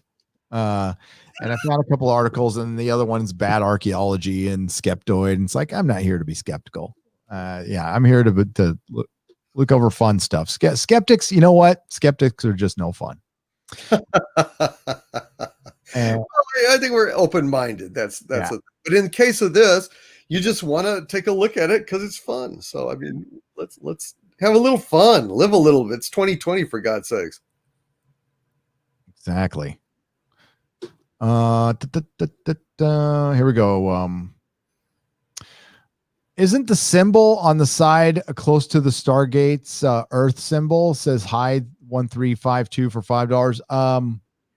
I don't know. I'm not that aware of. If Stargate 404 was in the audience, he can answer, or Captain. Right. I'm not really up on the whole, what are the settings on the dials on Stargate, unfortunately. Yeah. Can't answer that one myself. Knock out some windows here so we don't crash. There we go. So, darn it. And then I answered another super chat. Thank you, Hyde 1352 for $5. Dan C for £5. You and Doomcock are awesome. God bless you both. Well, thanks, Dan. Thank you. Back at you, buddy. Lost Hope for $5 Australian. The UFO is not on its side as a anti-gravity system would make up, down, on side irrelevant. So it is as it would generate its own relative position. So we're just viewing it as on its side, but it's actually whatever the hell it wants to be because it's got its own gravity. Gotcha. That's right. The UFO pilot would say, "Hey, man, I think that you're on your side, dude." Yep. You know what? Howard. Anti-gravity bed would be awesome. Wow. On your back, right? You just Fear or FEMA gives us a phallic unicorn or a doomicorn for $1.49. Cheers. Dan Civitello gives us 4 super chats, and they are continuous. So they're for $5. Oh my goodness, for $5 each. Thank you, Dan. So he's passing on a little story here. In 1996, I saw a black triangle over Tampa Bay, very similar to the one pic of the Belgian UFO wave with the round centerpiece on the underside. We watched it hover in a cloudless, sunny sky for around a minute when it suddenly vanished. No contrails, no sonic boom, nothing. I believe these things are hyper exotic military craft with incredible camouflage technology. It was complete. Now you see it. Now you don't. Thanks for letting me get that off my chest. You guys are the best. Glad to be a part of the community. Hail, Dan. Thank you. That's brilliant. I mean, even if it's like badass military technology, if we actually have that, why aren't we using it? Yeah. No real reason. It's because we don't have it. That's basically and it. Listen, Dan, I remember hearing all of the triangle sightings we were getting in the mid-90s. Like I remember, they were happening in Florida, they were happening in Arizona, they were happening in Texas, they were happening in California. And of course, there was Belgium, there was France. Those triangles were everywhere in the mid 90s, and there's tons of pictures of them, and nobody had really heard of the triangle before then. So that's why I think what leads a lot of people to believe it's military. Now, if it wasn't for the taking off really fast, I think one of the theories on the triangles is they were some form of like balloon, so that's why it moved slow and silent, and it might have been one of ours, some kind of stealth triangular balloon. That's the only thing that I've heard that I was like, I could kind of buy that, kind of. But after the Phoenix Lights incident, I remember when it first happened, Doomcock, and at first we just saw the lights, and then we heard, as time went on, we heard more and more to the story, and then it turned out to be a giant boomerang shaped ship flying over at a very slow speed. I mean, thousands and tens of thousands of witnesses for this, and they tracked it, and it followed a path. So that's got to be the most viewed UFO incident. And if you haven't, if you're new and you haven't heard of that one, watch I Know What I Saw. That goes over that pretty good. And there's a Phoenix Light documentary too.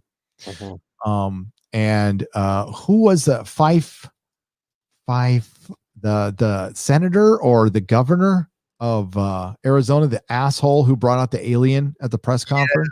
The press conference. He was the governor. Yeah.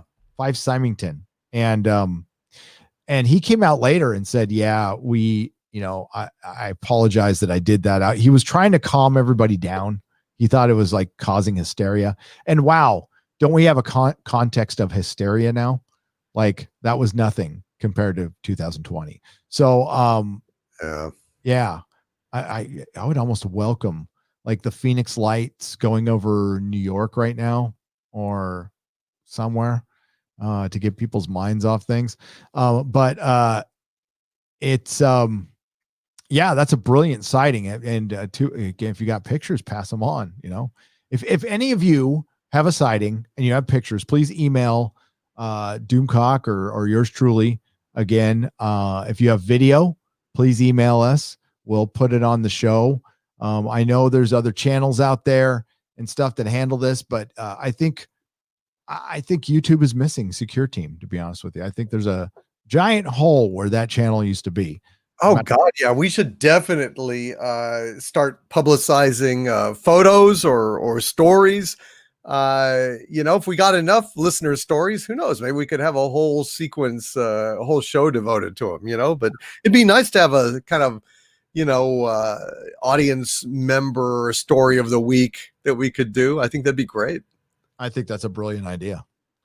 Brilliant idea. So yeah, it's just send us stuff, your stories. And we'll as we continue on with the show, we're gonna expand it when we can and do different things with it, but we definitely need your involvement, and so we can so this can be I hate to use this word, but a community thing to where we can grow this and make it, I don't know, bring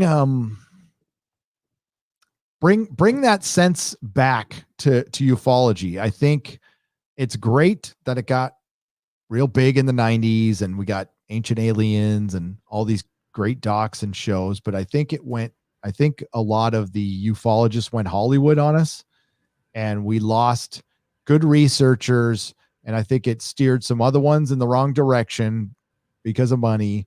And I truly just want to get to the truth. I would do this show, and we will do this show off platform so we can talk about other things that we're not allowed to talk about here, even to a certain point. God, I hate that rule. Yeah, I hate that rule. YouTube, that is, it's unjust. It is unjust. And you know what it's going to lead to real quick? It's going to lead to legislation that's going to ruin this platform.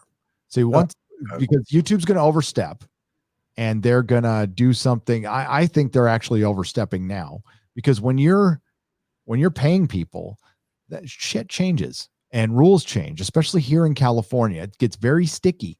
Like, for example, when my wife had a salon, God, it kills me to say that. Yeah. We used to contract people. We used to rent out chairs. She would rent out a chair, and that person would be their own employer. They just rented the space. Well, you couldn't do that anymore because the tech companies were taking advantage of that part of the law. So they were with the 1099 stuff, and they were hiring out contractors, and they were abusing the system, just like they're abusing the HB1 visa system, and hiring, I don't know, Polish workers to go work on a certain plant for like $10 an hour. And you can get around it like that, doing shit like that.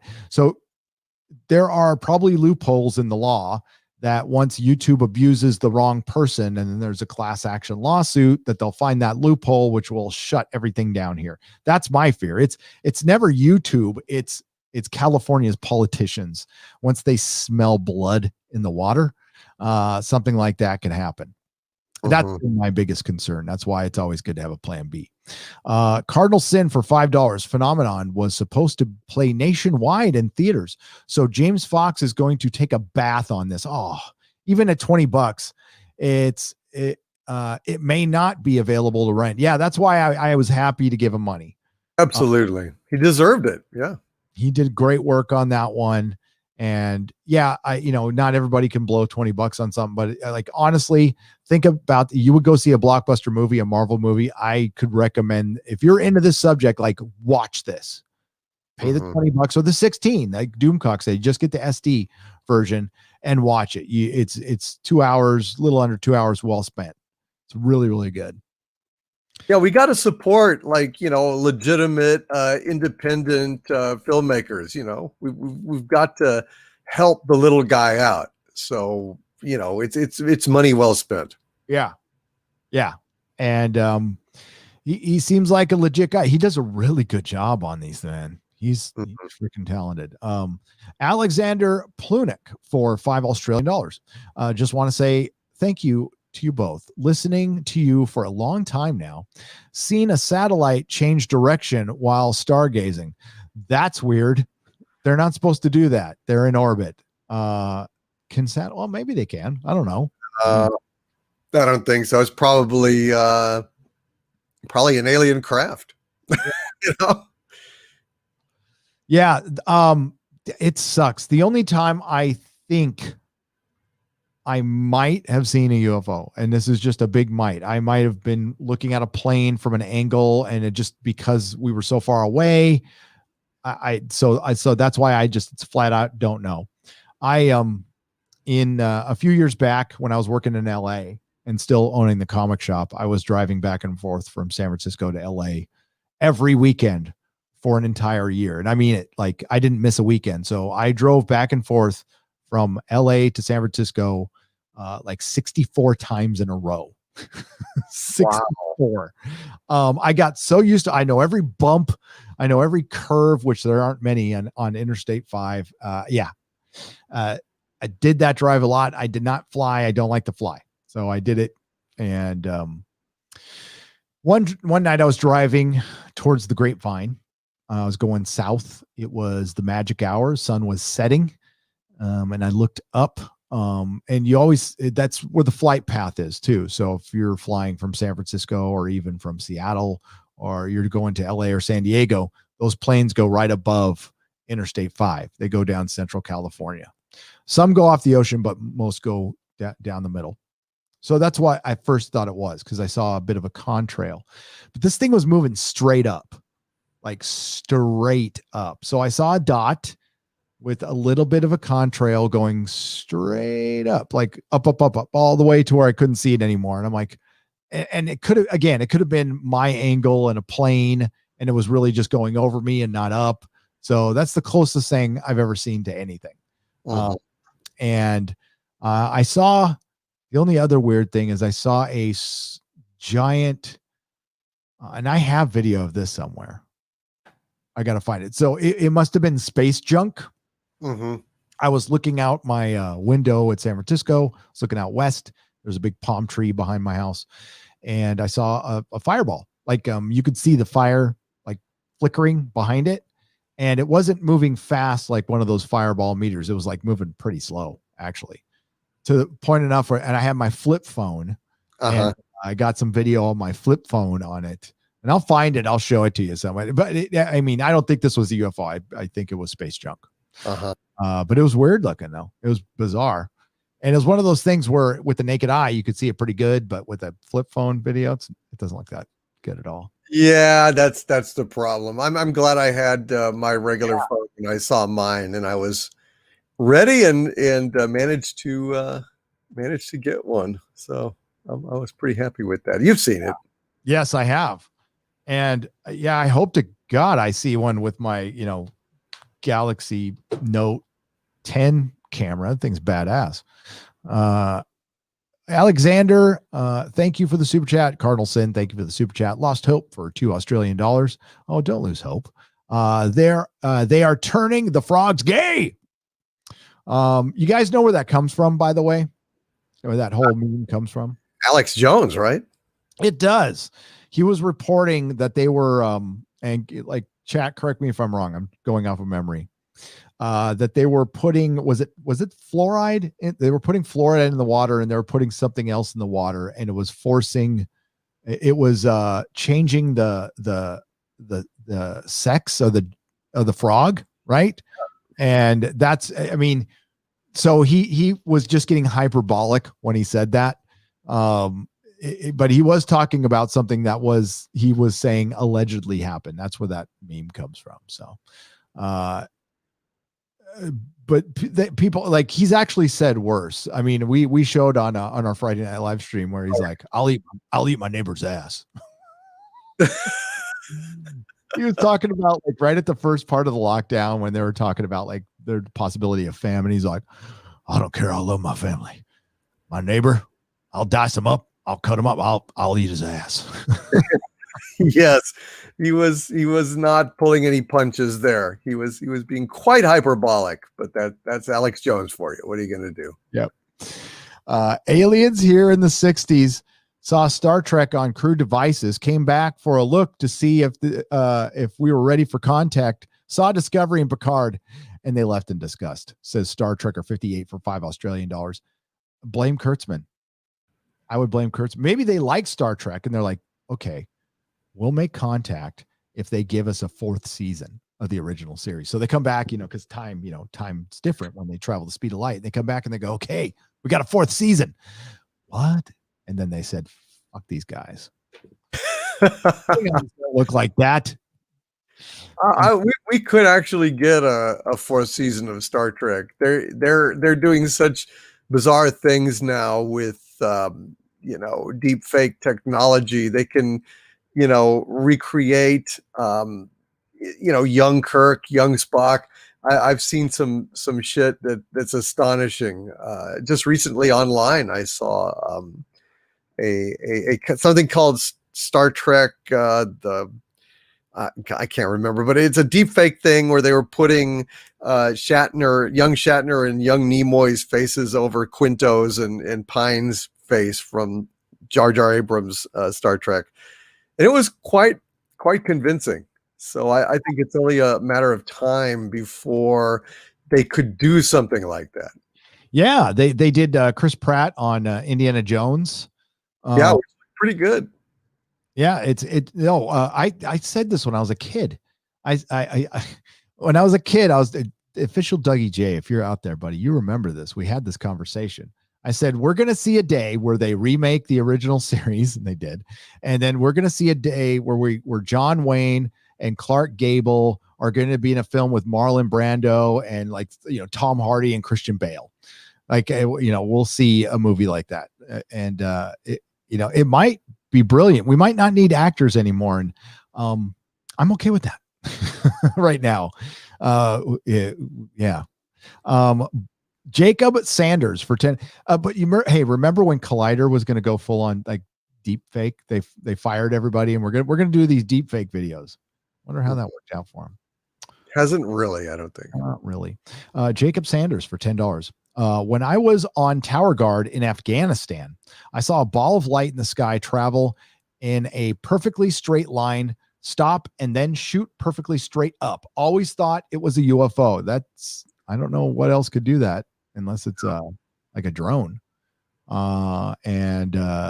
So you were in the military, and well, thank you for your service, Jacob. Thanks for being over there, and thanks for coming back. And then Blizzard for $5 says, "Hail Gary and Doomcock, please roast the irrelevant turd Mark Ruffalo over his tweets today." I did. I mean, on the tweet, I think I said something like, "It's called politics, you simpleton.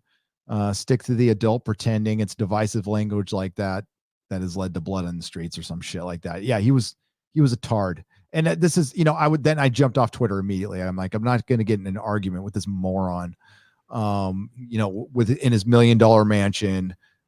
He has every right to have his beliefs, as crazy as they are. But remember, Doomcock, remember when, we were telling the truth, where we were saying The Last Jedi is shit, and they're trying to purposely destroy male characters and old properties because they're ashamed of what came before, instead of, and it proves that it's nefarious what they are doing.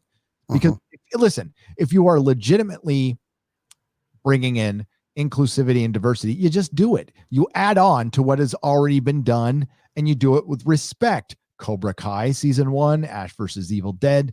There's a way to do it without insulting what came before, disrespecting what came before. But instead, we get Star Trek, Doctor Who, and Star Wars, and it's done because they are deliberately destroying the past because they want to, and there are political reasons now. I don't think this isn't even questionable. Yeah. And what they were saying about us is we were being hateful, and it was dangerous language. They remember our one live stream. This live stream is dangerous. When we were talking about the water, and we said that they were exploiting things for entertainment, for divisiveness, for propaganda. They were exploiting like people's deaths in a narrative and making it silly. And we were calling that out. We were called dangerous. No, what actually is dangerous is what Mark Ruffalo said today. That's actually dangerous speak when it comes over and over again. If by itself, no, it's just a dumbass saying something dumb on Twitter. But if you compile that with all the narratives that we've seen with mainstream media, with everything that we are seeing, it gets beyond conspiratorial at that point, and it becomes something that we are seeing the direct results of right now. And that's why we need more people on this platform speaking common sense of all makes, shapes, and sizes. Like I said, everybody's welcome here. All you need is common sense. Speaking of common sense, we got Wes Moody's webcast for $1.49. Give us some popcorn. Thanks, brother. And he's got a channel. Go check it out. And he's one of those up and coming channels that we're talking about. We need more and more because just to link this to the Fandom Menace, the Fandom Menace was a hashtag with a lot of people using it, and it became effective. It became at least a place where your voice can be heard because of the numbers, the sheer numbers of it. I think that played a huge part in it. Tracy Wilborn for $2 says, hashtag Doomcock and Harvey 2020. Hashtag we could do worse. No, I think we're ready for the robot. That's right. That's right. And if anything ever happens to Doomcock as his vice president, I will destroy the universe. Sounds fair. That's fair. Sounds like a great insurance policy for, nothing happening to me. I love it. And I could go on and on about that, but that'll be for another day. So OOParts are out of place artifacts, and we're going to go to a couple. I'm just like Googled a couple of these articles. I mainly watch videos on this, and I'd say the expert on this is Michael Cremo. So to give you a little background on Michael Cremo, he wrote a book called Forbidden Archaeology. It is one of the best. I would put that if I had 5 books of the paranormal that I would recommend, that is like 2 or 3. And it's something I heard him on Art Bell in the late 90s. He said, I had a book. I went to the bookstore because there was no Amazon at the time, and I bought this book in the metaphysical section. Remember the metaphysical section in like Walden Books? Oh, hell yeah. Noble Borders.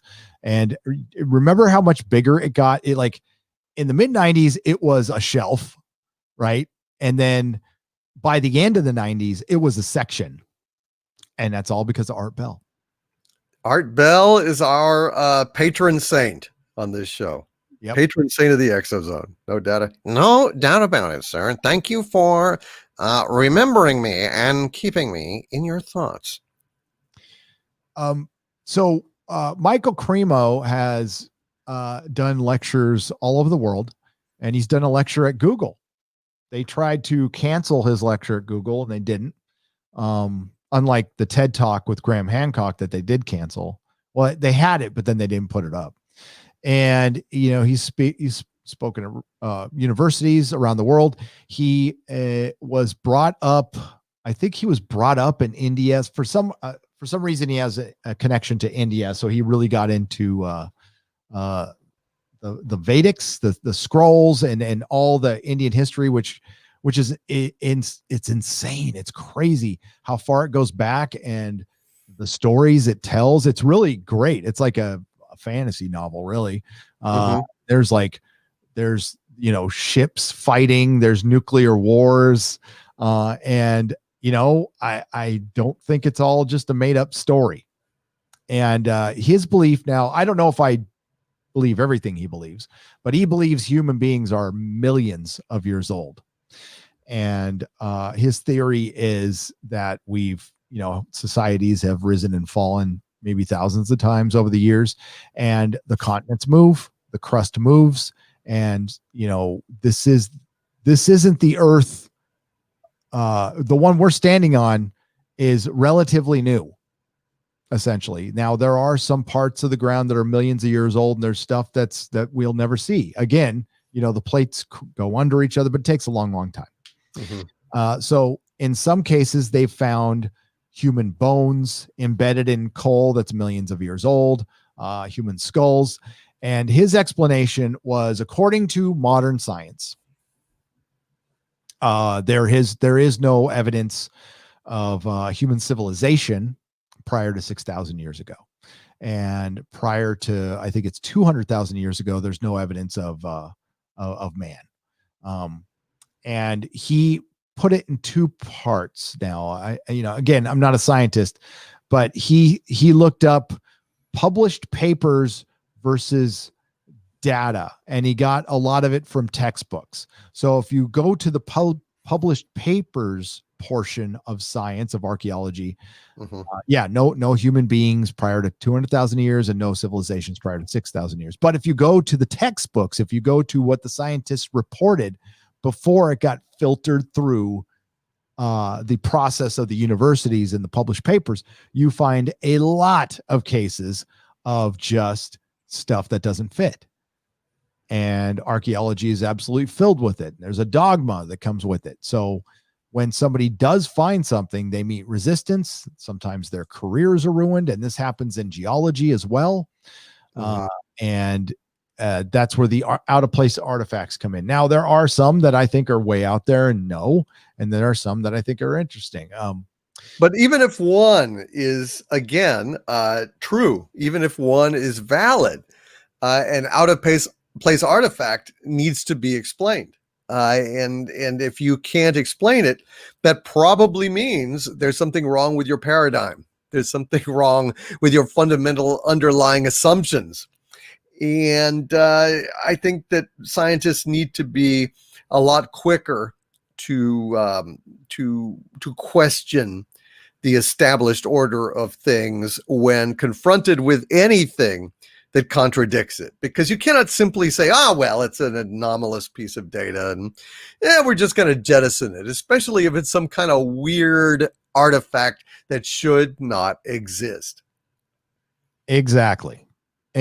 So OOParts, out of place artifacts. If a single well-verified mammal skull were to turn up in 500 million year old rocks, our whole modern theory of evolution would be utterly destroyed. Quote Richard Dawkins. All right. This contentious group of anomalous artifacts includes anthropomorphic discoveries, which have been found in geological strata formed before humans are believed to have existed. At present, all the following artifacts are classified as anomalous or fake. Should just one of, like you said, of these discoveries ever been verified by the process by the scientific establishment, it would force a reappraisal of either the process of geology or the theory of human development. This fossilized hammerite was found embedded in rock. It was displayed in 2000 and is verified as authentic. But what exactly does it tell? Now, I don't know why they put a blue filter on it. I believe there it is. Oh, good. The London Hammer, Texas, USA. Wow. Yes. So we'll go back up here. So the catalog of anomalous discoveries, the Beigong pipes, China. The Beigong Cave in China is the location of numerous ancient underground metal pipes that were discovered in the beginning of the 20th century. Traditional science has provided one or two explanations for these presents, but as of yet, there is no definite answer as to how or why the pipes existed there, or where they do, as they run through the ground and even into a nearby lake. There is no evidence of an associated pyramid, as is normally reported, but the idea that they are fossilized tree roots remains unsatisfactory, making the Beigong pipes one of the today's most interesting modern OOParts. Let me go over to that link. Huh. It tells you. Well, you'd think they could figure out what the material is, and that would help, but that's very odd. I don't know. I guess it looks like it could be a tree root, but yeah, this one I've heard before, and I think there might be an export here. We'll go to the other link. Give me just a mo. Yeah, that's interesting, because initially it looked kind of metal to me, but looking at it here, I don't know. It's interesting. Associated with pyramids, huh? Yep. And there's the cave entrance. There's one of the pipes. 2002 expeditions to study the Beigong pipes were reportedly planned. Anonymous 2002 reported that a group of 9 Chinese scientists were to visit the study and study them. In June 2002, a group of researchers from Beijing UFO Research Association were making preparations to study these pipe-like features. The group was to be composed of 10 experts, 10 journalists, and film team from CCTV, China Central Television. And that's the hypothesis. This one. Yeah, I think it could be, because I've seen these before and they look iron in some. I mean, that's what I was saying, but I guess the actual irregularities in the kind of surface do tend to look like a bit like roots. But I mean, if it's here, where the hell are the trees? Of course, I guess the environment could have changed radically from way back when. Yeah, that looks like it was underwater. Yeah. Jesus. And look, there's like this little rusting going on right here. That's bizarre. Interesting. We're going to go to the hammer. We're going to go to the hammer. Yeah, let's see the hammer. That looks pretty weird. Looks like it was inside a rock. Yep. And there is so many. We can continue this in another show too, because there is a ton. The fossilized London artifact has gained notoriety in recent years following its display in an exhibition of anomalous artifacts in the year 2000. It was a perfect example of an anomalous nature of some archaeological discoveries. On the other hand, we are presented with a hammer clearly of human design, while on the other hand, it is embedded in a rock found in a region formed of predominantly Cretaceous rock. Found in 1934. Wow. London, Texas. Yeah. And that straight up looks like a medieval hammer, right? And the wood's still there. The rock was found in June 1934, sitting loose on a rock ledge beside a waterfall near London, Texas. The site is part of a large geographical zone called the Edwards Plateau. It primarily consists of Cretaceous rock. A recent radiocarbon dating test was performed on a sample of the wood removed from the interior of the handle. The results showed inconclusive dates ranging from the present to 700 years ago.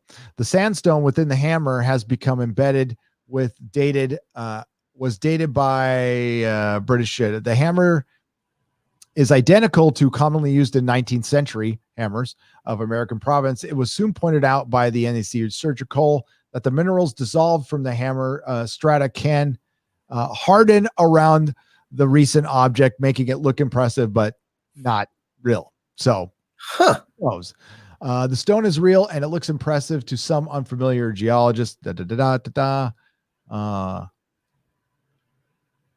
And that's always been that they said that the rock is just newer. Well, I mean, if they went ahead, I was going to say, did they date any part of the hammer? But if they actually dated the wood in it, and it was only 700 years to present day, then it's really weird that the hammer could get inserted into rock or natural geographic processes. That's very strange. It is. Then we have the South African spheres. These are strange. They think these are naturally formed, but they have that line. Yeah. Over the past several decades, South African miners have found hundreds of metallic spheres, at least one of which has 3 parallel grooves running around the equator. The spheres have 2 types, one of solid bluish metal with white flecks, and another which is a hollow ball filled with white spongy center. The sphere in this photo on the right was found in a Precambrian mineral deposit. Holy shit, that's old. That is really old. Making it an unlikely 4,500 million years old. Yes. Oh, the Cambria, that is old. That is before dinosaurs or anything. Some of the spheres can be seen in a museum in Klerksdorp, South Africa. Klerksdorp. At least 200 have been found and extracted out of deep rock at the Wonderstone Silver Mine in South Africa, averaging 1 to 4 inches in diameter and composed of a nickel steel alloy that doesn't occur naturally. Oh, now that's interesting. Some have a thin shell about 1/4 inch thick. When broken up, are filled with a strange spongy material that disintegrates into dust upon contact with air. Whoa, this is really weird. This is weird. This does not look like a naturally formed phenomenon. And if it is comprised of a material that does not occur naturally, nickel steel, well, steel does not occur naturally. That is strange. Wow, that's weird. And that one a little bit higher up with the 3 tracks going around it. I mean, come on, man. These are not naturally occurring things. What the hell do they think they are? Yeah. A Precambrian, though. That's like alien shit. Like they dropped their, chloroform controllers or something. I don't know what the fuck. That's really weird. Wow. Right? I'd love one. Can I get one? Yeah. And this is from, so the Cambrian explosion is, I mean, it was just a time when there was a fucking weird looking like shrimp shit all over the place. I mean, it was just, that's all it was. Yeah. It was really bizarre looking, sea life and trilobites and things. Yeah, huge ones, like giant ones. God, there was I'll look it up. There's in the lecture that I sent you earlier towards the end, the house, whoever's name was, he went to some South American church where they have there's this place where you could just find fossilized anything, right? And their floor tiles in one area is just stone tiles of fossilized mice, fruit like avocado, Wow. bananas, and it doesn't make any sense, you know. And I'll show you guys the image of that. It's really bizarre. All existing together. Yep, all exist, like all together. It's really bizarre. So here we have the pot. Yes, the Dorchester Pot. The June issue of Scientific American, Volume 7, 1851, reports that a metallic vase had been dynamited out of a solid rock on Meeting Hill in Dorchester, Massachusetts. The story said, on putting the two parts together, it formed a bell-shaped vessel, 4.5 inches high and 6.5 inches at its base, 2.5 inches at the top, and about 1/8 of an inch in thickness. The body of the vessel resembles zinc in color, or a composition metal in which there is a considerable portion of silver. The vessel is chased, carved, and inlaid exquisitely. This particular discovery illustrates the way mistakes can be made. There is a little doubt that this was discovered the remains of a contemporary candlestick.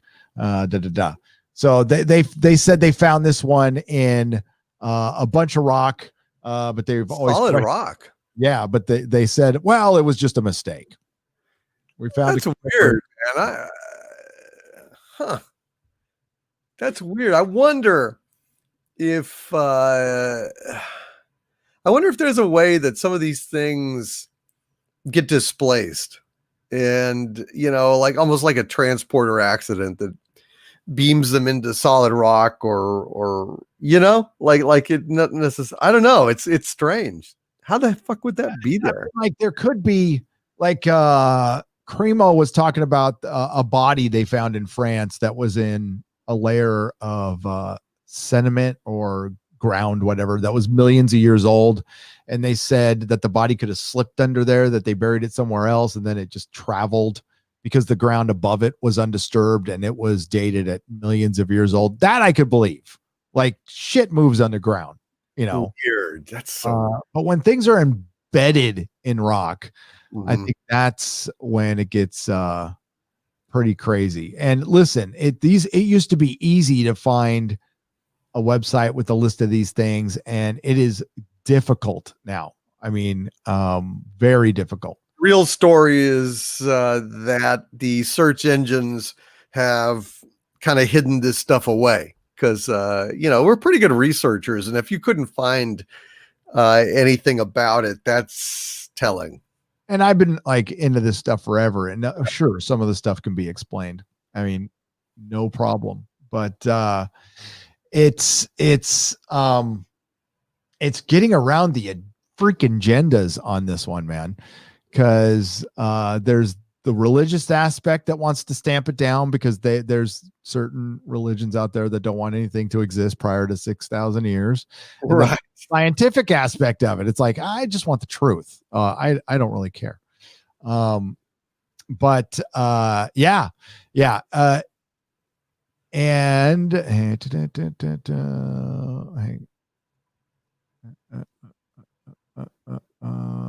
I was looking for hang on just a second. I'm going to go to that Out of place artifacts. I don't want to Very good stuff.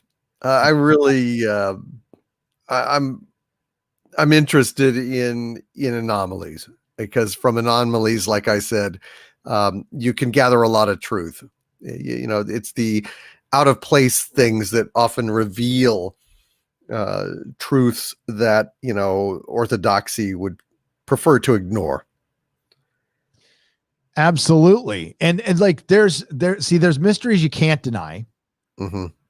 And one of them, I mean, you can consider this an out of place artifact, is all these freaking tunnels they're finding everywhere still. Hmm. So obviously I've talked about the cataclysm from 12,500 years ago. And I was just watching a thing on these tunnels they found in China, where this guy, this Chinese farmer, had these ponds on his land, right? And there was always this legend that these were bottomless ponds. So one day he's just like, I'm going to dive down one. Sure. So he dives down there and he finds like this, there's caves and there's artifacts down there. So they drained these ponds and they found these tunnels carved out of solid stone that go, I mean, they're amazing. And it looks like there's even the way it was carved. It looks like there was tool marks on it. Here, I'll find these. I forgot. Interesting. Tool marks. Huh.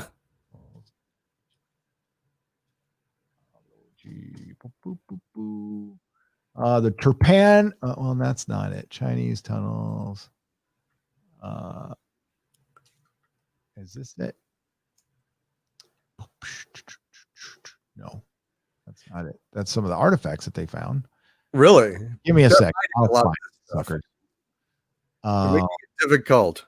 They want to sabotage our mission. To explore strange new worlds, to seek out new life at new civilizations.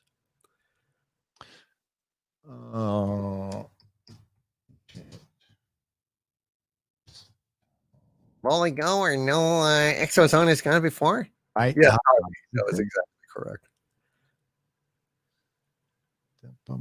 Now, why am I not? I mean, these things were easy to find before. They're screwing with us. Maybe it's the Mengele effect. It must be. It must be. Where's the Chinese tunnels with the grooves on the? They keep wanting to take me to modern tunnels. So hang on. Sigh. Modern tunnels. Huh. The very notion. I know. Aha. The ancient Absent-minded says Google bottomless pond tunnels China. Yeah, got it. I got it. Excellent. The Longu Caves, the ancient man-made Longu Caves surrounded in mystery. And this is it going to show me everything I need to see on this one? Yep. Oh, good. Yeah. This is it. Okay. Here we go. These are mind-blowing. And this goes, I mean, I want you to think about the tunnels that they dug out in Turkey that are, miles long and have stables. I mean, people lived in them for a long time, but yeah, check this out, dude. There's beams. These things were filled with water. And look, there's grooves on the side. There's grooves right there. Mm-hmm. Yeah, absolutely. Undeniable. Yeah, these things are insane. Here, well, we can play this without any sound. So is that like basically saying that they use some kind of underground tunneling mechanism or technique or device? Maybe because they said there's other tunnels that have similar the grooves. There are the grooves right there. But look at that. Look at that. Is something freaking insane. I mean, and the thing is, they point out that where is all the stuff that they dug out? They don't know where it is. It's not around at all. How they transport all that away? What are they saying? What did they disintegrate it? It would have taken a lot because how vast are these tunnels? I don't know exactly how big. If there's a lot of them though. Look at that space though. That's a lot of rock to haul away. And that groove. And they have all the same grooves. Yeah. God, it looks like some kind of modern, mechanized technique for tunneling. That's incredible. Yeah. And you think about would they do this? I mean, I guess we could, but I mean, would it be A practical? lot of work. It would be a hell of a lot of work.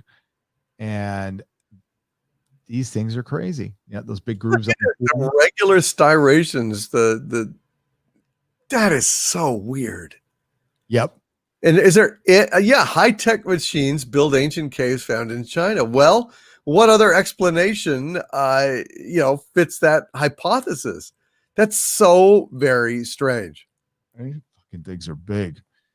And this is just one example of many. And like the Why so much space? I know, right? Look, if you go back to that other crowd of people there, it shows the scale of the place. Look what is the point of all that space? Yeah. Well, It's that's when open they for started bringing in like a giant theory. Well, that's what I was wondering. I was kind of tossing the ball to you to see if you wanted to get the giant bait, because well, that's the other anomaly that they found. We were talking about a little time is the elongated skulls, and they get found in association with this sometimes. But look at those grooves, man. oh, come on, man. That would take work for just, ancient chiselers to pull off. I mean, what the hell would be the point? I know. I mean, the only thing I could think of is, okay, so this ceiling is high. Was there a cave here before, and did they start there? And this is before water was in there, and how long ago was that? And you see, carvings of Chinese people on the side. So I mean, that's it. Pretty elaborate, yeah. There is, look at that, dude. I don't even. It's a serpent. So this is a serpent coming from the sky. This leads to the comet theory again, because largely that's what they associate the serpent in the sky with a comet. Yeah. It's nuts. Let's get a couple more super chats. I love this weird shit. That's undeniable fact. We're staring at it. We don't know where it came from. Sure, there might be a scientific explanation. Just like they have plenty for the pyramids. Has anybody bought that explanation?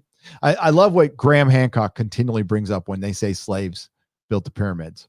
So there are inside the pyramids, inside the king's chamber, above it, actually, there is, I think, it's like 6 or 7, like giant 18-ton like stones, like rocks that they carved out and they put precisely into place, and they had to elevate them 300 feet to get them up there. Wow. Okay. Slaves did it. Sure. How did you get it up there? Well, they must have built a ramp. Okay. That ramp would have to be 2 miles long. Wow. And it would have to support the weight of 18 tons and a bunch of people. And it would be thousands of people carrying that. Hundreds. No, maybe thousands. I don't know. That sounds like a lot of weight to me. I don't know how people are just, and pulleys and shit. And it's like, it gets a little ridiculous. And nobody's saying aliens, but like how in the hell did they do that? Somebody obviously did it. And this takes an insane amount of work. And there's things that we're finding out that just don't fit. And what they do is they just ignore it, or I love how everything's a religious temple and, stuff like that. But let me get back to Klaus. Those are the giant fake footprints. That's oh no. Why did it hit an ad? I'll read a couple of super chats so I don't get that ad. Tracy Wilborn, thank you for the super chat for $2. Jaeger Bomb for $5. It's a bummer that space exploration is taking a back seat to a lot of things in recent times. What do you think it will take to make us pioneer again? I think we were on our way to doing that before all the strife happened and the coof. There was a race to get to the moon, and it looked like there was going to be a legit space race between China, Russia, and the US. And that's what it takes. Resources. resources. You get up there, and hey, they talk about that in the Expanse. If we have the technology right now, we could mine a meteor. We've flown satellites to meteors. There's a way to get to them, and they are nothing but resources. They have to be big enough, of course, but there's also that on the moon. And since there's water on the moon, they're able to convert that into fuel someday. Yeah, I think we're close. I think SpaceX, if it wasn't for SpaceX, we'd be pathetic. Did you hear who brought this story up? I can't remember. I've watched so many live streams now, but NASA didn't want to pay for their space on the Russian rocket to go up to the space station. They wanted to barter it. Barter it. They wanted to trade it for future space or something like that. They didn't want to pay for it. That's where we're at with NASA right now. They want to barter the Russians for spots on their rocket to go to the space station, which I believe has an air leak. I don't know if they fixed that or not. There was an air leak on the space station a couple weeks ago. I would hope. So NASA's pathetic, and SpaceX is rocking, and that's what it's going to take. It's going to take Elon freaking Musk, a Bond villain, essentially. Uncle knew a guy who refused to share Bigfoot location. Carmine steel for $2. We've heard that before, that there's people who are just like, I'm not going to tell you anything about the Bigfoot. And I'm almost down with that, because I think there's a lot to be bothered. Yeah, I don't want them to kill a Bigfoot to prove it. I don't need it proved that badly, personally. And what if we kill a Bigfoot? I think that. And cryptids. I mean, they have a hard enough time, I'm sure. I really don't want to make their lives harder. Their existence is harder. Yeah. And what if we kill one and the family gets a little pissed, and all of a sudden, things start disappearing. People start disappearing in that area. Yeah. It's not that important. Get a good picture. Just get a solid picture. Albatross flight for $5. Careful walking your dog. Sasquatch apparently seem to really despise dogs. Well, the dogs are good at sniffing them out, I imagine. Yep. But it's a practical thing. It really is. Please bring Isaac Arthur on the ExoZone to talk about how the compatibility of the ongoing UFO disclosure could work with his Dyson dilemma. Oh, that's interesting. Thanks. Yeah, that's Apex Tyrannus. Yes, it is. Yeah. He said that last week. That be an interesting show, I bet. Sure. TJ Rowe for $5. Hey guys, I had a TS with the DoD. I could not access anything after the fact, but the clearance did not expire until 5 years afterwards. Oh, okay. Wow. So it does last for a little while, but it just has an expiration date. Okay. Apex, that's cool. Thanks, TJ Rowe. Too bad you couldn't access anything. Bummer. Yeah. Dr. John Brandenburg is the discoverer of the oceans on Mars. Check wiki. As I discussed this over lunch with him several times, the entire top of the planet was an ocean at least several meters deep. Everything? Wow. Yeah. Wow. Damn. And it was just several meters deep. So it wasn't like, like our oceans. It wasn't miles deep. That's interesting. God, can you imagine the life that would have been in there? Yep. I mean, it would have just been something to see, and really, fairly shallow. So, I mean, you could have just sailed out on that water and looked down and just seen life everywhere. It would have been incredible. God. Yeah. You think about what it had an atmosphere. Mm-hmm. It's gone. Why? I think that should be a concern, and we should really try to figure that out. I think that would be, I think it would be very good for us to figure that out. Apex Tyrannus, thank you for the $10. Lost Hope for $5 Australian. I solved it. The critical drinker visiting Alabama for the night, then went to Oregon for breakfast. You're welcome. That's it. Drinker. It wasn't Sasquatch. He's not that hairy. Is MK Ultra a topic you both talk about? Oh yeah, I talk about MK Ultra. Sure, absolutely. It did definitely exist. The question is, how far did it go? I think. Yeah, that could be a show. Ian Slater for $2, most definitely. Brakir for $5. Hey, DVD, ever get any of those scotches yet? Hope you're doing okay.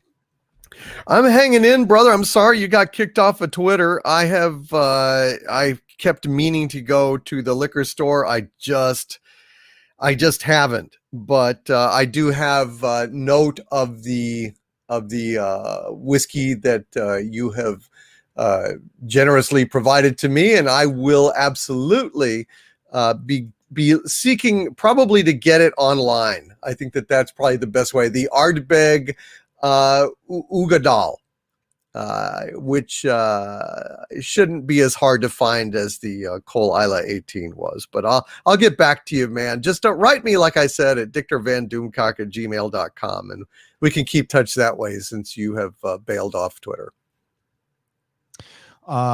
Hey, good luck off Twitter. That's it's coming to an end soon, man. Those Mark Ruffalo tweets. It's just, and then responses, dude. It's I haven't even paid attention to his tweets. I don't know what he tweeted about. Just don't. That's the. I mean, I don't let my kid. And my kid cannot be on Twitter. Like it flat out never. And yeah. And he's not. I don't think 15-year-old kids give a shit about Twitter. But I just said no. Richer Scales Studios for $20 started dinner inside a local Northern Californian steakhouse. Oh, it started a diner inside, or dinner. Started dinner inside a local Northern California steakhouse, 50% occupancy now. That's good. With a Booker's bourbon. Ended it with an Eagles Rare bourbon and came home to listen to dessert with you two gentlemen. Cheers. That sounds like a hell of an evening and a 50% occupancy. That's brilliant. Not bad at all, my friend. Not bad at all. That sounds great. Hope we were good dessert. Thank you for the $20. Yeah. Went to the gym before this show and it was very encouraging. It had reached capacity for the first time. I actually had to wait outside for like a minute and I didn't mind. And I was chit-chatting with the gym owner or the guy who runs it. And I'm like, dude, I've been here since day one and like nobody would come. So this is encouraging people. So you think, and I asked him, you think people are just kind of feeling things out? And he's all, yeah, it's just each day it would get a little more crowded and a little more crowded. And I think that could be the same for any other business, including movie theaters. And if Hollywood would actually release the blockbusters in movie theaters and we're patient and willing to lose a few bucks for maybe their entire future, they should have done that. Because I think if they would have released better movies or newer movies, I think people would have come back to the theaters that were open. Mm-hmm. But instead, they can just rely on us, the taxpayer, to bail them out. Doomcock. I hate that. That's ridiculous. Not the movie industry, not theaters. Absolutely ridiculous. Yeah, Hollywood. Jesus. Yeah, they make enough. They have, and they should dig in their pockets and their past profits to weather this storm. Yep. These are unprecedented times. We need to do stuff a little bit differently. You're going to have a hard time getting sympathy out of anybody who has a loved one who's lost a business or a relative, or if you're just a basic human being and you've watched your fellow man and woman you lose a business. It's tough. And there are charities out there to help, but you have to go look for them. You certainly don't hear Hollywood celebrities talking about them. Super Blubberpuss for $2. Secure team is gone, but check out UFO Man. UFO Man. Let me check out. UFO Man. UFO Man. There's UFO Man. He's got 31,000 subs. Is UFO man Tyler? Hang on. What is he started? Why would he start a new channel? Nah, it can't be Tyler. Yeah. I don't know what happened with Tyler. Be interesting to know. It looks like, he's definitely getting either suppressed or I'll check out his content for sure. He's got the reason I say that he's got an avatar that looks kind of like Tyler's, a little bit, but I mean, an alien's an alien, whatever. Thank you, Super Blubber Puss, for $2. Tim F for $5. Hail Gary and Lord Doomcock. Had a sighting as a kid of a dark triangle shaped UFO. Been obsessed with the phenomenon ever since. I'm 45. Belta Lauda. Tim F, dude. Tim F. Been around. Hail. Expanse days, dude. Man, that's great. Yeah. You know what? Screw it. But when we end the show, we're gonna watch the Expanse trailer. You and me together. That sounds awesome, man. Although I've only got a few more minutes. We're gonna have to wrap things up very, very soon because we're on a time schedule. Thank you, Doomcock. But I'd love to see it. I mean, that'd be great.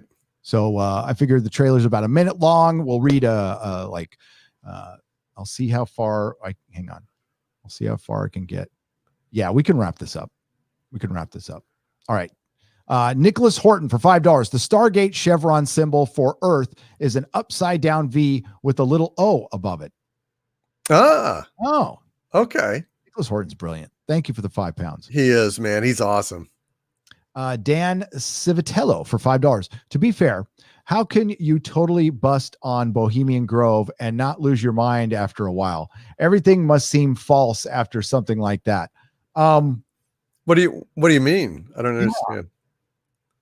Yeah, is he saying that Bohemian Grove is fake or something? Are you referring to Alex Jones and you didn't want to say? That's what I think he's referring to. Okay, I see. I don't mean to bust on Alex Jones. I hope I don't give you guys that impression. I think he's incredibly hyperbolic at times, but he is entertaining as hell. And people have called him dangerous. No, he's a spaz. that's he's a complete spaz. Why do you think he's like, when Joe Rogan has him on, it's one of the most watched shows. I think Alex Jones is famous because he got video of Bohemian Grove, like legit video. He infiltrated and penetrated and operated the plan flawlessly and recorded the what is it, the cremation of care ceremony with Moloch, the demon owl of Babylon, and mock human sacrifices and so on, or at least the Germans would have us believe they were mock. I don't know, but it's really weird because I mean that's like the gathering of all the elite politicians and muckety mucks and super rich assemble at Bohemian Grove, and Alex Jones was there. He was there. He was. So Dan, I hope I didn't give the wrong, or maybe I'm misinterpreting that. I'm not sure, but I think you're talking about Alex Jones when you say Bohemian Grove. So I ended up on one of their clips, dude. Like they put me in a clip when they were talking about cuties. That was awesome. I was like stoked when that happened. I'm like, yes. And you know what? I was like, for some reason I didn't want to put that on Twitter. I'm going to put that on Twitter tonight. Screw it. Maybe it'll piss off Movie Bob. I'm sure it will. Movie Bob. But thank you, Dan. No, I'm not busting on him at all. I think he's done work in this conspiracy theory that has been great, to be honest with you. It's been great. And he gets labeled like everyone else with the whole white supremacy thing. And I can tell you right now that if I sniffed anybody was about that stuff, I would never listen to them again. I wouldn't take them seriously. I would laugh at them and mock them because it's a joke to be that. I don't take any of that shit seriously. I don't think it's out there lurking around every corner. Now is racism, of course, that's not going to go away in our lifetime, but it's certainly been played up for a narrative, shall Yep. we say. It has. And I mean, none of us here endorses any of that garbage. And it's just smear tactics and lies from people who really have no basis for attacking our intellectual arguments. So they try ad hominem attacks. It's a classic tactic of the intellectually less abled. That was nice and good. Phantom Boomer for $5. Vandenberg Air Force Base is due west of Tejon Pass. Maybe you saw something from there. Yeah, maybe. Yeah, and that's what I thought. Maybe it was a weather balloon or something. Maybe I actually saw a weather balloon. That's why I was like, Mm-hmm. I want to see a straight up. I want my freaking aliens to wave to me. I don't know if I want to meet them. That might be Depends on the alien, I guess. Yes. Mary Ashmead. Hey, Mary, for $2. Gary, what about Dugway to hear blowing stuff up? Dugway blowing stuff up? Dugway. Like, may the good Lord take a liking to you and blow you up real soon. Like something like that. Yeah. Like on SCTV, I'm not sure. Yeah. Elaborate on that, Mary. I'm not too sure what you're saying there, but thank you for the super chat. D for 20 Australian dollars. You are amazing. You're amazing. Thank you, D. It's just simply D. Liger fan. We got a couple more here. What are the other 4 paranormal books you'd recommend? They are on my list. I just quickly Fingerprints of the Gods and a classic, The Bermuda Triangle by Charles Berlitz. Above Top Secret by Timothy Good. But if you go to if you Google Nerdrotic in Amazon or Amazon Nerdrotic, I have this page that Mrs. Nerdrotic set up. And it's there if you want to like buy stuff, and I might get a kickback, but that's not what it's there for. You don't have to buy anything. It's there for my list of recommendations. When I recommend stuff in my live streams and my podcasts, people ask me about it. So it's a good place to go where you can find that stuff. By all means, you do not have to buy it there. I'm not asking for that. But I just thought it's a good little tool to use for recommendations. Ancient India was awesome. Thank you, Liger fan, for $5. Ancient India was awesome. Watching elephant gods have wild space wars while twisted like a pretzel, balls deep in some hottie. Best ever. Says Dan Civitella for $5. Yes, Indian lore. I heard that things like the London Hammer were basically caught in the formation of stalagmites. The rock is millions of years old, but the process that forms stalagmites can be very fast. Yeah, that's what they said. And that's a possibility. I'm open-minded to that. Brick here for $10. But there is other things. There's many other things, and it's hard for me to find. I can't show you a video. I probably should have prepared better, and I will next time. That are truly, truly bizarre. Watch a Michael Cremo talk. We have 4 more here. Can you wait 5 more minutes? Okay. I missed the first half of the show, was playing a board game with the family, but listening now. Love the ExoZone and listening to you fine gents. Keep on keeping on. Hi, Harvey, I guess. Says 3D Trekker for $10. Hail 3D Tracker. Hey, 3D Tracker. Great to see you, man. Yes. Love the 3D Trekker for $10. Also, will there be any kind of meetup when you're in Texas? Yes. As a matter of fact, my friend Jesse was over. He's moving to Texas too. This is a friend of mine back in the old days, a mutual friend, Melissa, my wife and I. And he's got a lovely family, and they were here hanging out with my kid. And they're going to scout out locations in a couple weeks. I can't go with them, but it's going to be within a month. 3D Trekker, and yeah, I'll do a meetup. We can have coffee, or I'll let you know. And sure, it does. I mean, we could just have coffee. It's cool. But yeah, I'll do a meetup when I'm there. I'm gonna be in Texas for a week. I'm bringing my show on the road. I'm gonna still make videos and do live streams from hotel rooms and bring my green screen and do all of that. So Apex Tyrannus for $10. Mars was hit by a moon-sized object which caused all its volcanoes to go off and exhausted its inner hot magma cores supply. Gravity is too low to hold an atmosphere without resupply by volcanism. Gotcha.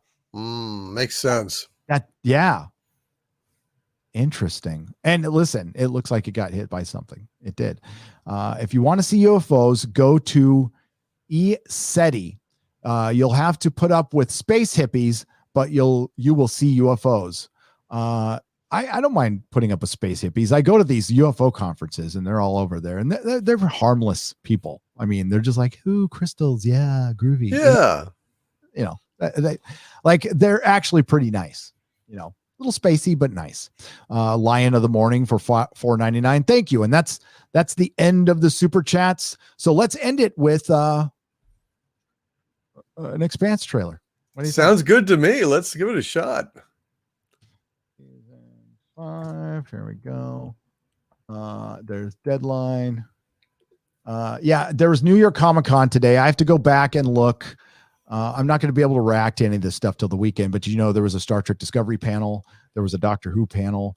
The Star Trek Discovery panel was ratioed to hell, Doomcock. It had like multiple downvotes, and they were erasing them. So Jack Beard. They're lying scum, of course.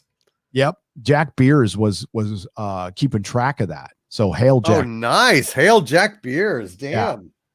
And I was trying to, I know everybody was getting excited, but I was like on Twitter, I didn't mean to sound like a dick, but I'm like, guys, shh. I wanted to be in the live stream. Then I fucking missed it. God damn it. But I'm wondering if the chat was live. But here we go. Let's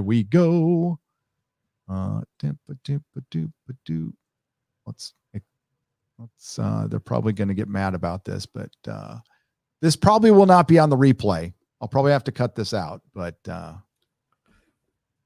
well, this will be good though. I have not seen this. I boomered it. Hang on. I have not been on Twitter hardly at all today. So yeah, me neither. I had no idea. Of course, it always happens like that, Doomcock. I take a day off, and then George, the one time I don't check his blog, George R. Martin, he updates it with Wins a Winner news, and it always goes down like that. Okay, here we go.